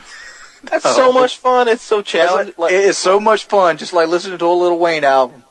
Oh, yeah. Always ripping on Lil Wayne. I don't know what you got against Lil Wayne. I love that song that he does with Eminem. Dude, I love that he rips on Lil Wayne all the time. Like randomly. Like randomly. The worst rapper ever invented. I mean, Wayne's just comes, I expect him to be like, you know what? Fuck Lil Wayne. And fuck Glock. We could be talking about George Bush was the worst president in a long time. Yeah, but he's way better than Kim Dong Ching was. Fuck Lil Wayne. That guy. He has no talent. George Bush. You say George Bush was a bad president, but if Lil Wayne got the Oval Office, it'd be way worse. I think George Bush did a pretty good job at you notice we didn't have any terrorist attacks during George Bush's tenure after 9/11. I'll say this about George Bush. You notice we didn't have any terrorist attacks during the Bill Clinton administration? Well, at the very end, right? We had the World Trade Center thing. So by that measure, Obama's better than Bush, I guess. Is that what you're saying? Yeah, because Obama had a terrorist attack by this time. Yeah, let alone the worst. He's only been in for 2 years. What, 2-3 years? So his run's longer than Bush's was. Yeah, Bush was a year in office. So I think Kyle's a closet Obama fan, given that he measures how long they could go without a terrorist attack. Damn, Obama's. But they're trying. No, they're still trying. Yeah. With the whole ink cartridges and. I mean, I love that, like, how like, the terrorists, like, we keep talking about, like, oh, they're organized, they got their shit together, they're technologically advanced these days. They can't even make a bomb correctly. Like dude, they don't even, like, I could make a bomb. I know, I was going to say, FPSRussia would be an outstanding Al-Qaeda member. Right? I think he'd lead that stuff. Alright, don't say things like that, because there's a lot of people listening, so calm down with the... I'm just like, saying, this is how you make napalm. I don't want to give the napalm now. Come on now. I already knew. Everybody knows how to make napalm. Yeah, we can't give napalm instructions out for anybody who asks. Or you could just go to the Anarchist Cookbook. You know, that'll teach you how to make just about anything you want to make. Shoot. You mean to tell you how to make some other stuff, Kyle? Like thermite? Yeah, thermite. I could. Yep.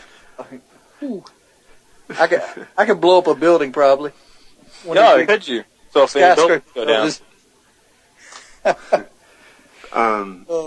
Don't say things like that. Aside from Kyle's love of Obama, did you guys want to talk about WikiLeaks? Fuck Obama. Did you say you liked Obama's healthcare resolution plan? Shut the fuck up!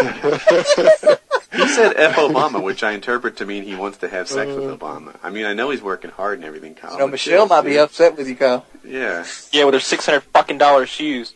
Let's speak about that. Remember that time the press was all like, Michelle Obama wearing a nice dress that you can get at Kmart. Yeah, dude, she can't win either way. Yeah, she ain't wearing that Kmart dress anymore. They're flying all over the fucking world going on. You know when they went to India, that they built a tunnel for him to go through so that he could pass through the city? They built him a fucking tunnel. It's retarded. So while we've got like 10% unemployment, they're building goddamn tunnels in fucking India for Obama to walk through. Like what the fuck is he even doing in India? I know what he's doing there. They're doing that whole healthcare, emergency records, making it all digital, and I think there's a whole bunch of Indian countries that are trying to buy those contracts. Motherfucker was on vacation. That's what he was doing. No, he wasn't. Dude, they are a huge trade partner. If you worked with computers, I bet 80% of the people I work with are from India. Like it's a. Yeah, I know. $3 a fucking hour. Yeah, I've tried to get my cell phone to work, or like an Xbox or anything. You try to get electronics to work, an Indian guy's going to be helping you out. I guarantee it. He doesn't know shit about computers on the other end. He has like a list in front of him. He's got a fucking. I want to tell him, dude, that list you're reading off of, send that shit to me real quick. Just come on, just email it to me. PDF of that motherfucker. Yeah, exactly. Myself. Ask to be escalated to level 2. That's all you got to do. Hey, can you escalate me to level 2 support? I promise you'll be happy about it. Does level 2 mean they're not Indian? Pretty much, yeah. Yeah, so level 1. Is that what you do? Oh yeah. Sometimes I'll rattle off my resume. I'll be like, look, dude, here are the things I've tried. This is I've been a computer programmer for 18 years now. I have a master's degree in computer science. Can you bump me right to level 2?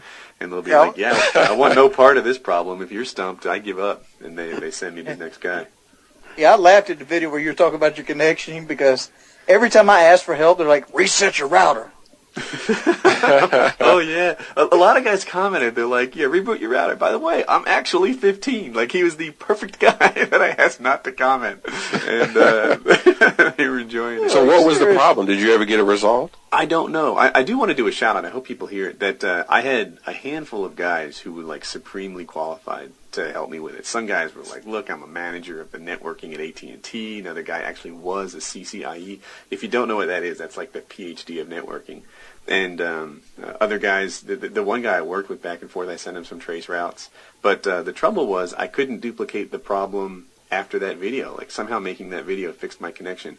And it's been 3 days now, and I haven't had a problem since. So I do have a strategy to, like, collect more data that I can put out there for people who are experts in the field for the next time I have trouble. But I wish that I had actually solved it and that I could share the solution for people, but I don't have that. It just, like, I think my video scared my networking bugs away. I wonder if this is going to be uncouth. Maybe Machinima should give us some PhDs for video gameplay. Machinima is an accredited university. I'll have to talk to Professor Sark and see. They could just give us a fake one. It's just something to put on the wall. That'd be nice, man. Yeah, I'm accredited. Check it out over here. It's like got the big Machinima logo on top with the M in the middle. It's like it's Hutch and Sark have signed it at the bottom. It'd be cool. Dude, if I sent them the paper, I bet they'd sign it and resend it. You know they'd sign it. You could totally get that. Yeah, man, they might make a video out of it. Woody, PhD of campology. Master in campology, minor in minor in it's controlling the engagement.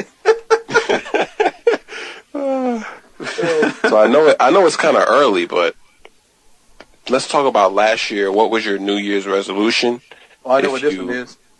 If you passed it, and if you what are you going to set for next year? Well, I'll go first. My New Year's resolution was to get out of my shitty ass job, which, check, I did that. This year is not to get mad at people on the video game. Really? Yeah. Not to get mad at other people while playing games? Yeah. That's tough. I know. My New Year's resolution is to be taller and to fly. I wonder which one of us will have more luck. Yeah. So mine last year was to get a job. Got the job. And to save a certain amount of money. I did that. So for this next upcoming year, I'm not really sure exactly what I'm going to do yet, but just get more things done. Yeah, mine was also to it wasn't to save a certain amount of money, but it was to make a certain amount of money. I got that done. Nice. Yeah. I just wanted to get out of that fucking shitty ass metalworks job. Fuck that job. I imagine when he said that, he like pointed to the corner of a hard hat. I did. I still got my damn hard hat over there. I want to talk about that, Wings, man. What made that? Tell us what was so dreadful about that job. I mean, was there no camaraderie with the? So here's the deal. No, I love the people I work with. That's fine. I miss in white collar jobs. I think the thing that is soul sucking can be the people around you. Just guys dreading and like the backbiting, and it's the people around you are the hardest part, I think, in the white collar jobs. Whereas in the blue collar jobs, I have this notion that there's kind of a camaraderie. Everyone's sort of, I don't want to say getting together and they're all friends, but they're... You think that, like, on the way to work, they're all standing in line singing the song from Snow White and the Seven Dwarfs, Hi-ho, whistle. Hi-ho, and on the way we go. Not quite like that, but like if you're a fireman, if you're a cop, if you're, even a, Time Warner wire repairman type guy, I just have this notion that there's, kind of a more jovial atmosphere. Whereas when you're in a cube farm, it just sort of sucks your soul out. There's less no fun way to be had there. Job. Which one? The cube farm job? Yeah, like you ever see the movie Office Space? Where that's my job. Yeah, man, that is I would be shot some motherfuckers. That Office Space movie parallels my career.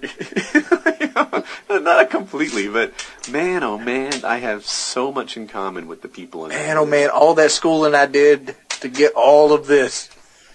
It's like, that movie's Playboy calendar on the wall. Dude, and I'm like... I have young guys asking me how I retained my sense of self, right? Like, if you go to my office, there is identical cube after cube after cube. And then you find mine. The thing looks like a den. I've got a couch in there. I've got myself one of those globes. I decorated it. I've got some vases, some pictures. And it looks much like the Brady Bunch's dad's den or something. I should take some pictures of my cube. People come in and hang out on my couch and just sort of chill in my cube. And it's tiny, but I took the file cabinets. I'm like, I don't need file cabinets. I don't need this. And I took all my furniture and dumped it into some intern's cube and made some space for the couch and the globe. There's some intern over there living in like a 3x3 cell. I get to go to work. They make more money, huh? Yeah, man. So I spent so much. Another thing I did is I went to the empty cubes around my floor and I rated all their lights. So I have literally like 6 times as much lighting in my cube as the other people do. And So now the senior status coming in here. So the intern is over there in a 3x3 cube with no lighting. I'd be friends with him. He's the one coming to work with the 12 gauge. I'm the boss, baby. I'll take him out for a cup of coffee on the lunch hour. Absolutely. No, man, if you ever just feel like you just can't take it anymore and you're just gonna snap, give me a Call me. call I got some first. sick days to burn. Yeah, call me. That'll be my day off. He's like, you know what, man? I'm gonna do that for you. Thanks. And then he looks at you all serious. Don't come into work tomorrow. You're like, no problem. But the thing with my job was they expected you to work. Oh, they did? shit. Every Son of a gun, man. No. It's not like they gave you 40 hours. We worked standard on an average week was 48 hours. That was the minimum week you could work, That and was include your swing lunch? shift. And generally, that 48 transmuted right into a 60 or 70 hour work week, almost every week. That's a lot. You know why they do that? So they don't have to pay double benefits, right? If they get you to work double hours, their benefit costs are the same. Yeah. And it was ridiculous, dude. I worked that shit for almost 5 years. See, a lot of people don't, like, if you haven't worked 80-hour weeks, is that? Wings, I think you're making noise. If you haven't done that, like I have, I've worked big hours before, even bigger than that. You know, I've done my 110 and 120-hour weeks. For me, it wasn't so much that that I was tired. Like, I did get enough sleep to survive. It just burned out. Just burned out. You're like, what am I doing? Nothing is fun. Nothing is good in life because I spend all my time working. And, yeah, it's dreadful. So I wonder if the problem was the big hours you work, not so much the task. Yeah, it was the big hours I worked. That was plain and simple. That was it. I could not stand working that many hours. And you never were guaranteed, like, a weekend off. You generally get a week, like a day off in the middle of the day. Like when you did get a day off, let's say we came off night shift at 7 in the morning. Our day off is then. All right, so we go home. Wow. So let's say we go to work on a Monday night and we get off on a Tuesday morning. Tuesday's our day off, and we got to be back at work Wednesday morning at 7. It was like, fuck you, dude. Fuck everything about fuck these customers. Hire some motherfuckers. And what did you do? Like what did you do during the course of a day? Basically I worked in the QC lab. I'd basically take samples of metal, So and I'd QC go in means and quality control. quality control. Yeah, basically I can't really go into details about it because I signed what you call confidential forms. Mm-hmm. But basically we had this metal, and I tested for like the brittle of the metal, how strong the metal is, how good it is with magnetics wise. And basically, on the computer, read off basically what I needed to do: how much boron, how much silicon, how much, metal needed to go into it, and how bad it was all for my formula. We had a set standard of formula that the metal had to go into. If we went too high, we were in somebody else's royalty chart. If we went too low, we were in somebody else's royalty chart, and we'd have to pay royalties to sell that metal. And basically did that, and then I had to actually go add the stuff to the melter itself. And then I'd have to pour the melter into the whole furnace. Oh, wait, so they were trying not to make the same blend of steel that 2 other people had? Yeah. That's retarded, so they're trying to be, like, right in the middle. Oh, man, that's such a ripoff. That seems legit to me. What's the margin of error? What's the margin of error, though?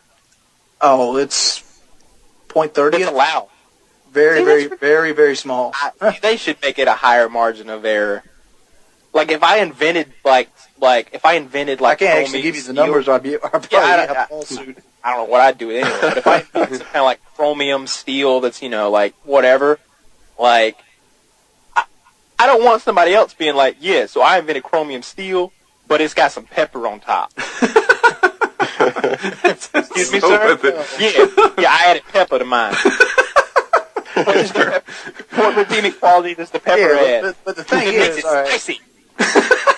All right, my job was like, I had the job at the front of the line. So whoever has the job at the front of the line in a factory generally gets blamed for the next guy in line if something messed up. Like if the metal's running bad, because we cast it. We did it on a casting wheel. And if the metal's running bad, I got yelled at it for it every time. And you doing this and you're working 70 hours a week, you're just burning up inside wanting to cuss at a motherfucker.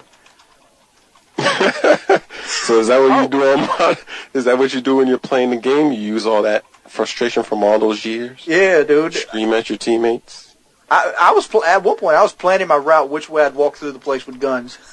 I'd gotten that far. Hey, this is off topic. Did anybody hear about the like, I guess alien life form that they found in that mud lake or whatever? Oh, the one that was arsenic-based instead of whatever we are, carbon-based? Yeah. I didn't see that. Yeah, NASA discovered it. But I didn't know that it was alien life form. I thought they're guessing that maybe it came here aboard an asteroid because there's no other kind of life on the planet that is like that. Apparently, it feeds off of arsenic. That's pretty cool.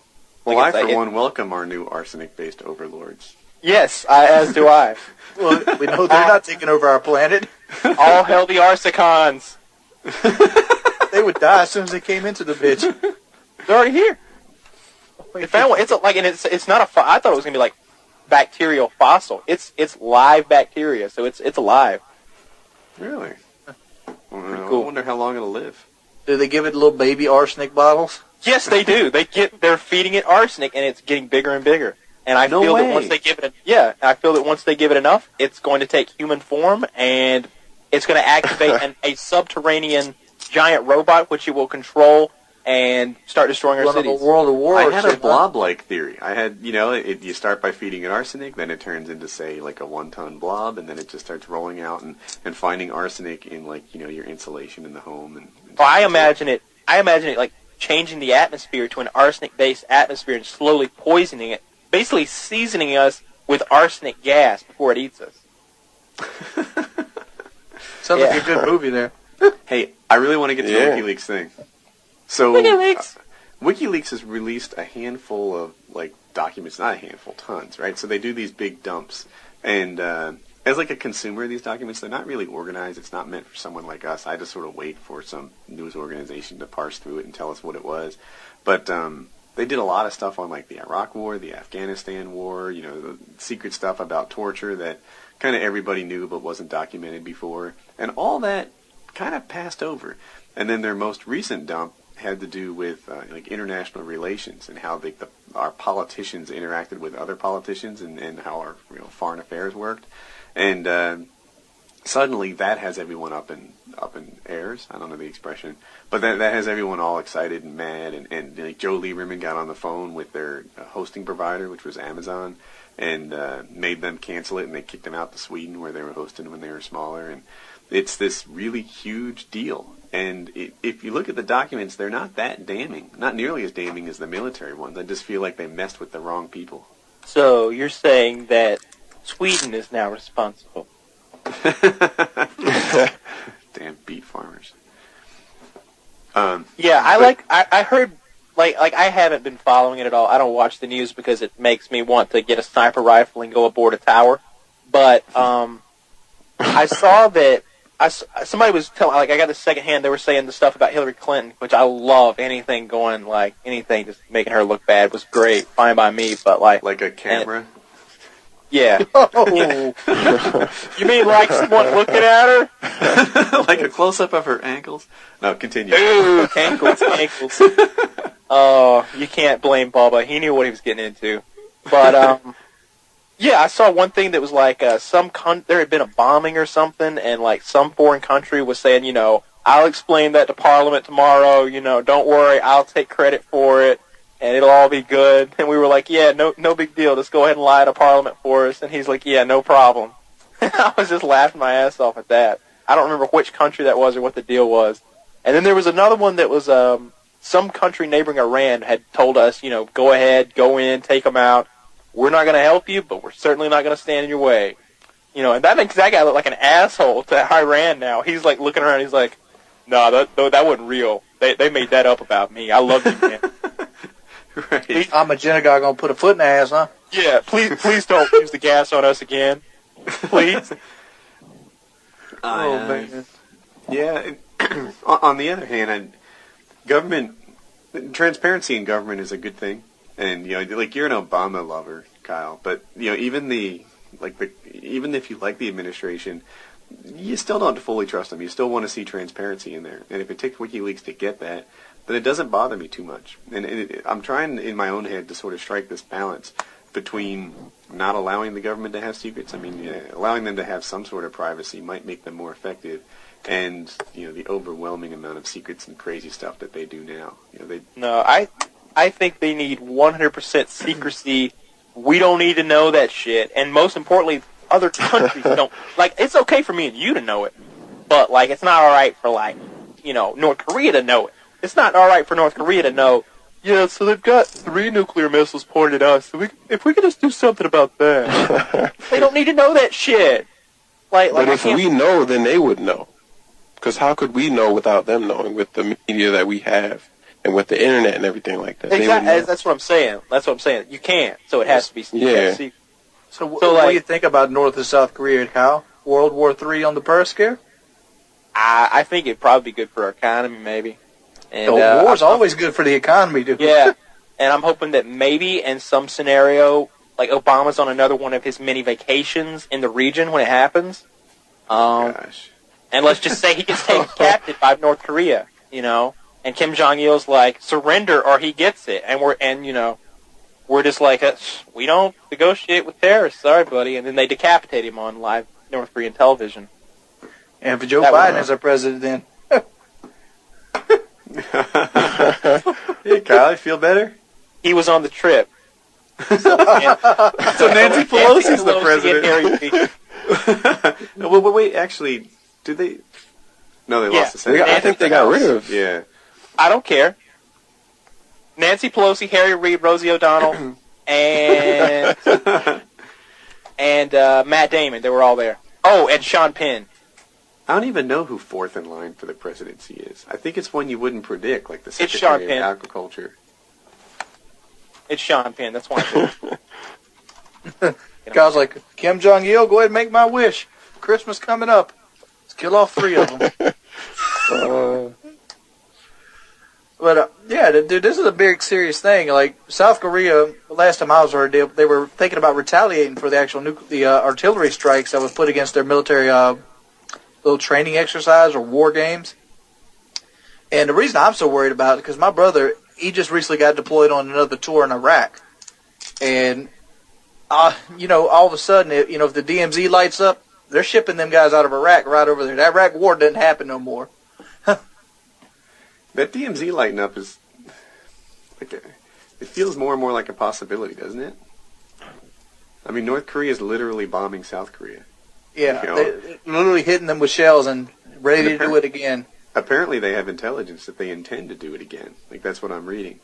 And this is not a small thing. I mean, they're provoking a war. I don't know why they want it, but they seem to actually want this war. And with North Korea, so most countries, at least publicly, speak kind of softly, and North Korea is the opposite. Publicly, they're like, yeah, we bombed you, and we'll bomb you again, and we'll bomb you anytime we feel like it. We're the most powerful country in the world. Yeah, it's like, the great sword of North Korea shall fall upon you, your leaders shall be decapitated, your women enslaved, and your children destroyed. We shall wipe you from the earth, salt your fields, and lay waste. I look at North Korea like this. They're like that little kid that has the big friend. Is China their big friend? Yeah, China is their big friend. Yeah. China's their most notable ally. But I'm not really too worried about China. Back when I was young, I used to like, oh, China, that's a big army. But now I understand you got to move, feed, and give that army guns. You know how hard that would be? That's a good point. Yeah. I mean, I bet they can arm them. I bet they have the weapons for every soldier. But, the logistics around that, that's one of the things the U.S. does better than normal. The logistics. And another thing I'm worried about, how good is our relationship with Russia? Because Russia could side with North Korea as well. Uh-oh. Possibly. And Russia didn't like... If you remember back when Russia invaded Gori, and we had those missiles in... what was that missile in Poland? Was it in Poland? I don't know. We had missile silos in Poland to kind of protect against air defense from Russia, and they told us if they wanted to pull out of Gori, we had to move those missile silos. And we're kind of... Our relationship with Russia is kind of sketchy. I mean... Yep. If North Korea attacks South Korea and we back them up like we will do, and then if then that determines our relationship with China. China right now is at a different stage of point than they were in the Korean War.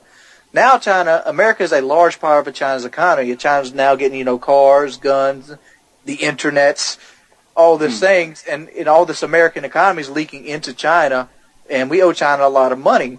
And that kind of brings me to a standstill. Will China attack America since we're their best customer? It's like somebody cutting their best customer's head off. I just pray that none of this happens in the next 2 years, so that President Palin can lead us through our hard times. Oh my God! No, If we could just get her on board, I'm sure that she has the vision to. Can you see her staring down Putin and putting him in his place? We'll have Dude, if we voted Palin, then Russia would attack us out of spite. Because they they'd do us a favor. Like, look, we'll lead you. We're good to go. I mean, but that brings all the questions. Like, how good of a relationship have we built with China? Will they overlook North Korea? Will they sell North Korea out? If I was China and North Korea wanted to sling their dicks out, you're on your own, and let North Korea get crushed by the United States Army. So, with the Cold War, the U.S. and Russia both had this nuclear deterrent. If you bomb us, we bomb you, that's your big problem.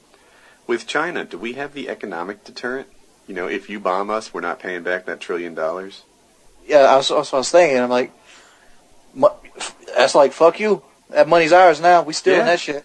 I'm telling you, if I owe you money and you hit me, I don't owe you money anymore. Yeah, exactly. And we're going to start buying from Japan again. Fuck you. Heaven forbid we make it, right? We've got an alternative supplier lined up already. India's got plenty of labor. They've got 1 billion people as well. We'll buy it there. Heaven forbid, we make it. The people getting it worse is probably going to be the United Kingdom, because we're going to drag their ass along into a war. Yeah. So China has stated they're with us, not North Korea. I wonder how much of that is posturing. We need WikiLeaks to release their stuff, and then someone who can read it. You see, the difference is if somebody did that shit in China, we would never hear about it, because them and their family would all be burned alive or something. They handle this shit. I'm worried about what Russia's going to do, because Russia is a superpower, and Russia's a big enough superpower to handle all of NATO. No. I think if you had to pick one country to stand alone against the world, it would be Russia. It'd be us. Yeah, it'd be us. We spend more on our military than anybody does. If you look at the infrastructure for our military. Yep. Russia doesn't have morals, Kyle. It's weak. I don't know how much CNN you watch, but I don't think if a private in Russia decides to shoot 3 or 4 American civilians, there's going to be an investigation. I wonder if the U.S. So right now we're waging kind of like a moral war, right? They don't use the expression anymore, but part of the objective is still to win the hearts and minds of the people, to get them lined up with American interests, and to create a happy relationship with these guys. You have to go back a ways to find us, in a war with a country where our goal was not to be friends with them. Our goal was to beat them down. And when that was the way the U.S. approached wars, we did nasty, nasty things. We talk about how 9/11 was bad. Dude, that's kid stuff compared to what we did in Hiroshima and it escapes me the other place that Nagasaki. Thank you. Talk about we don't kill civilians. Yes, we do. Yes, we do. And there's no one who's ever been better at it. That is the nastiest strike. Germany was better at killing civilians, and so was Russia. Well, their own. Okay, Germany, I don't know. Russia, I think of as their own civilians. But those bombs dropped on major Japanese cities. By today's standards, that'd be called a terrorist attack, and it'd be a huge one. But a lot of people say dropping the bombs was stupid. I think it was one of the smartest moves ever made. You know how many American lives that saved? They say 1 million. Probably 1 million. It took a lot to take that main island of Japan. It saved a lot of money, too. It was a really effective war tactic, but it wasn't nice. And they'd already spent a couple billion on it, and that's in the 40s. So the way that we fight wars now has a lot to do with being nice, and that's okay, because the way that we're trying to win the war has to do with winning hearts and minds. But if we were to get into a war with one of those big countries, I don't think it'd be like that. We wouldn't be trying to win the hearts and minds of their people. Americans been good at kicking ass. We've always been able to kick ass. In World War II, we kicked two asses at the same time. I still think, rebuilding countries, it's kind of a weak spot for us. Breaking shit? Why would you want to rebuild it? It's a core competency. Destroying a country's industries makes our industry stronger. Why do you think General Motors was so big during the 40s, 50s, and 60s? Japan didn't have a car industry. We bombed the shit out of it. Yeah. So the next WikiLeaks is about banking. Did you guys hear that too? Apparently they have this huge stockpile. It's even affecting their stock prices. I think Bank of America in particular is the one that's been knocked down. God damn it! Because oh, that's right. Kyle has a 2/3 interest in Bank of America. They the stock has dropped because they think that the internal documents they're about to expose are going to show illegal things, bad dealings, bad morality, and when they do that, I wonder if the pressure off of this guy. If I was him, I'd release it right away. I'd be like, yeah, that whole international relations thing, that's yesterday's news. Let's talk about banks, and that'd be cool. I got one more thing about this thing. What happens if we invade North Korea and China, sails them down the river, the North Korea nukes China?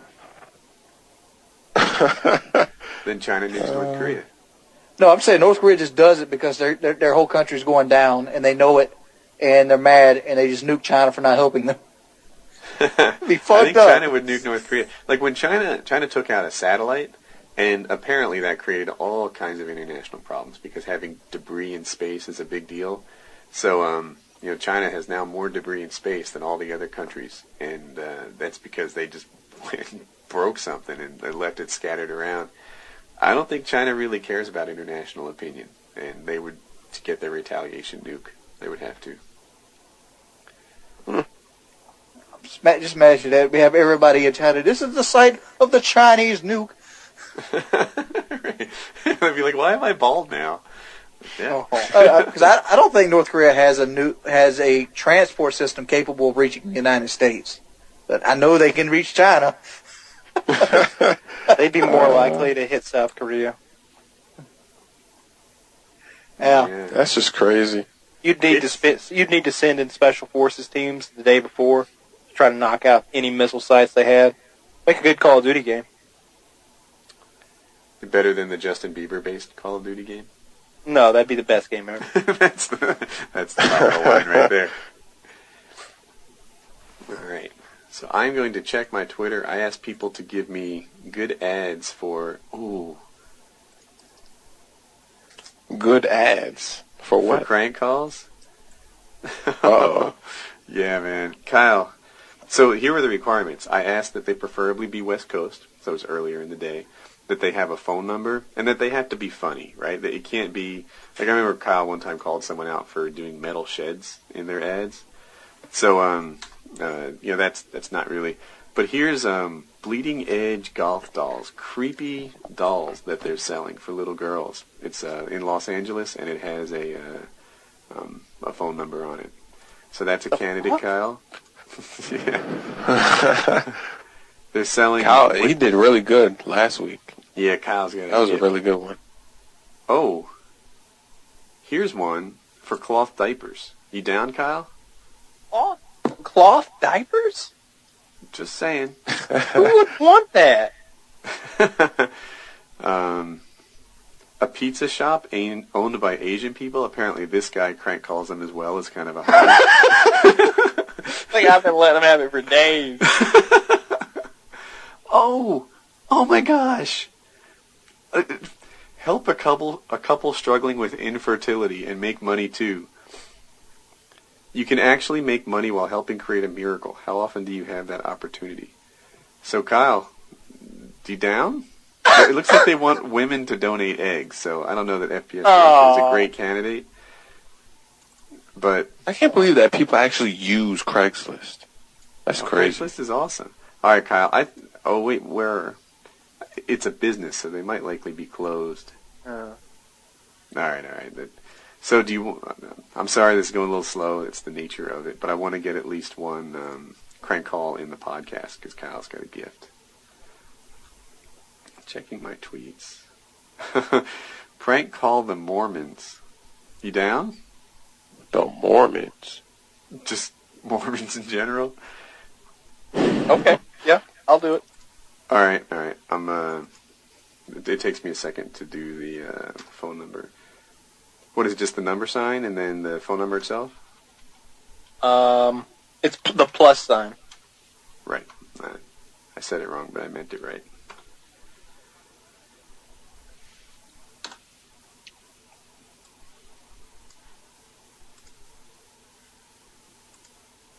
Okay, it's going to ring soon, so we need to be quiet. Thank you for calling the Church of Jesus Christ of Latter-day Saints. Please wait while we connect you to the next available agent.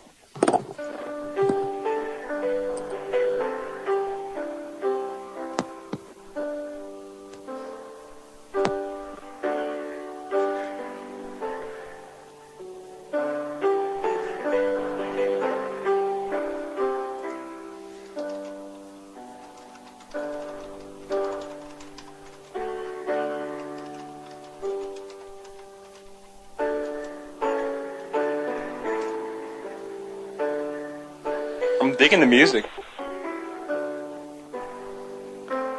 Someone in the stream said to ask about the good news about Scientology. Yeah.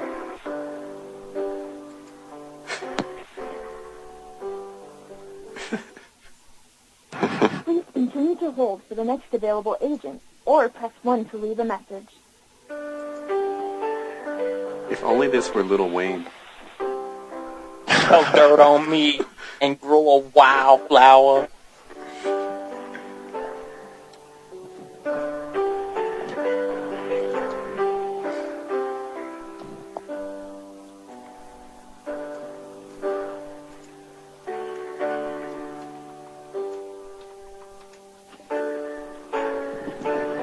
Music's great. Like, this should be the opening music for us now. Alright, I'm going to give up on these guys, and we will That's a shame, because I was going to go after them pretty hard.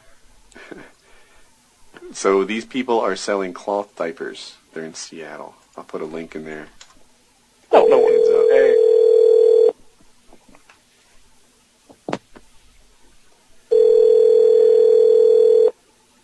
Hello? Hey there, I saw your ad on Craigslist. Which one? The one for the diapers. Okay, hold on just 1 second. Let me get you my wife. Hello? Hello. I saw your ad on Craigslist about the diapers. Yes. What size are they? Size medium for approximately 15 to 30 pounds. Wow, they'll hold 15 or 30 pounds worth. That's a big diaper. Yeah. So I think six months to 30 months, I think, is what the Fuzzy Buns website said. But, Wow, so the diaper lasts for that long? yeah, it's medium's the largest range. Usually you're in the smalls, and the large is the least amount of time, and medium's the most amount of time. Oh, wait, so these are for babies? Yes.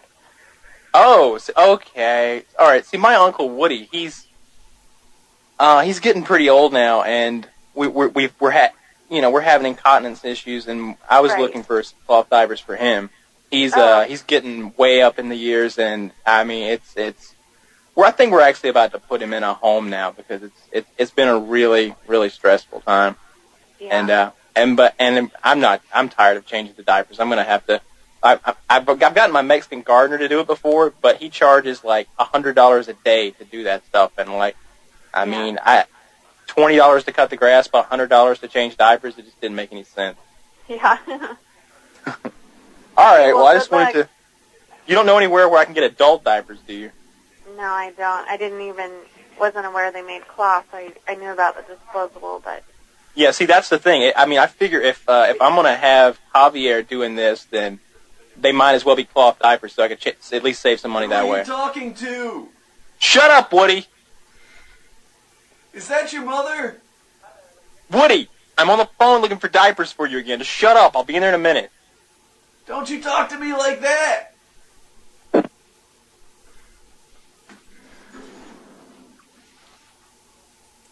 Alright, she hung up.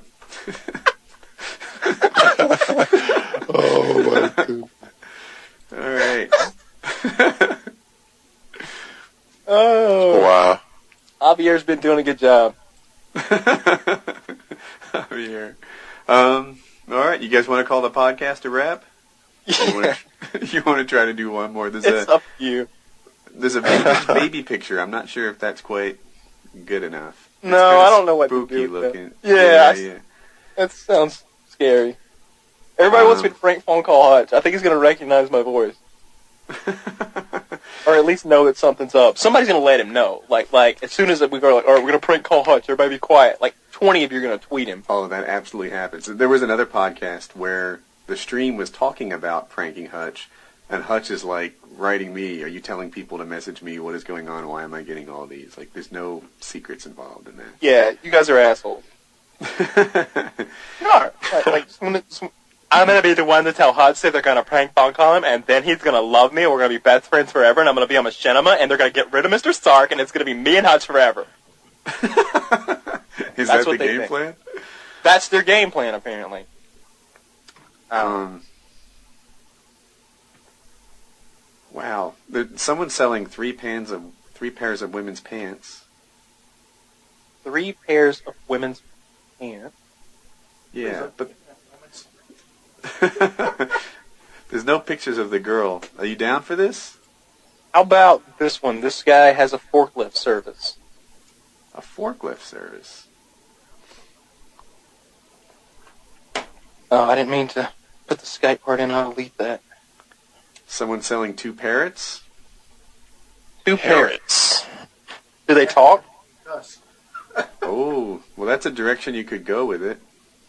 I'm looking. Fucking pet! I can be like, I need oh your my parrots. gosh. This might be wrong. I don't want to get rid of the parrots, but I found out I'm terminal and need to give them a loving home. Alright, Maybe we should leave these guys alone. Yeah, let's leave them alone. Whoever gave me that ad is a sick person. That's like, oh my god. I was on Juicer's stream and we called this guy, called this woman, and I was seeing if she would let me, like, put her puppies on my squashing website where the naked women squash them. And she was like, no, I just can't afford the puppy anymore, and I want it to go to a good home. And I was like, okay, have a nice night. I just felt so bad. Oh, man. Felt so bad. Well, they're asking for the Asian pizza parlor. Maybe we'll wrap it up with that guy. Alright, call him up. That'll be fun. Yeah. I like Alright. I've got the number in front of me. Give me 30 seconds to get the call cooking. 30 seconds. What's those wings doing? Oh, I'm still here. I had my mic turned off because I was eating. I love that whenever someone eats on the call, they blame wings.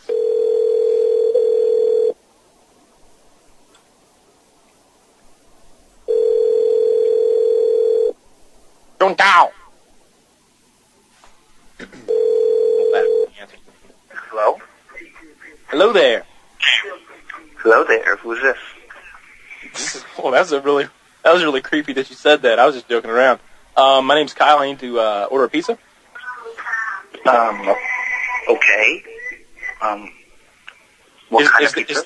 Is this something new for you? Are you not used to people ordering pizzas?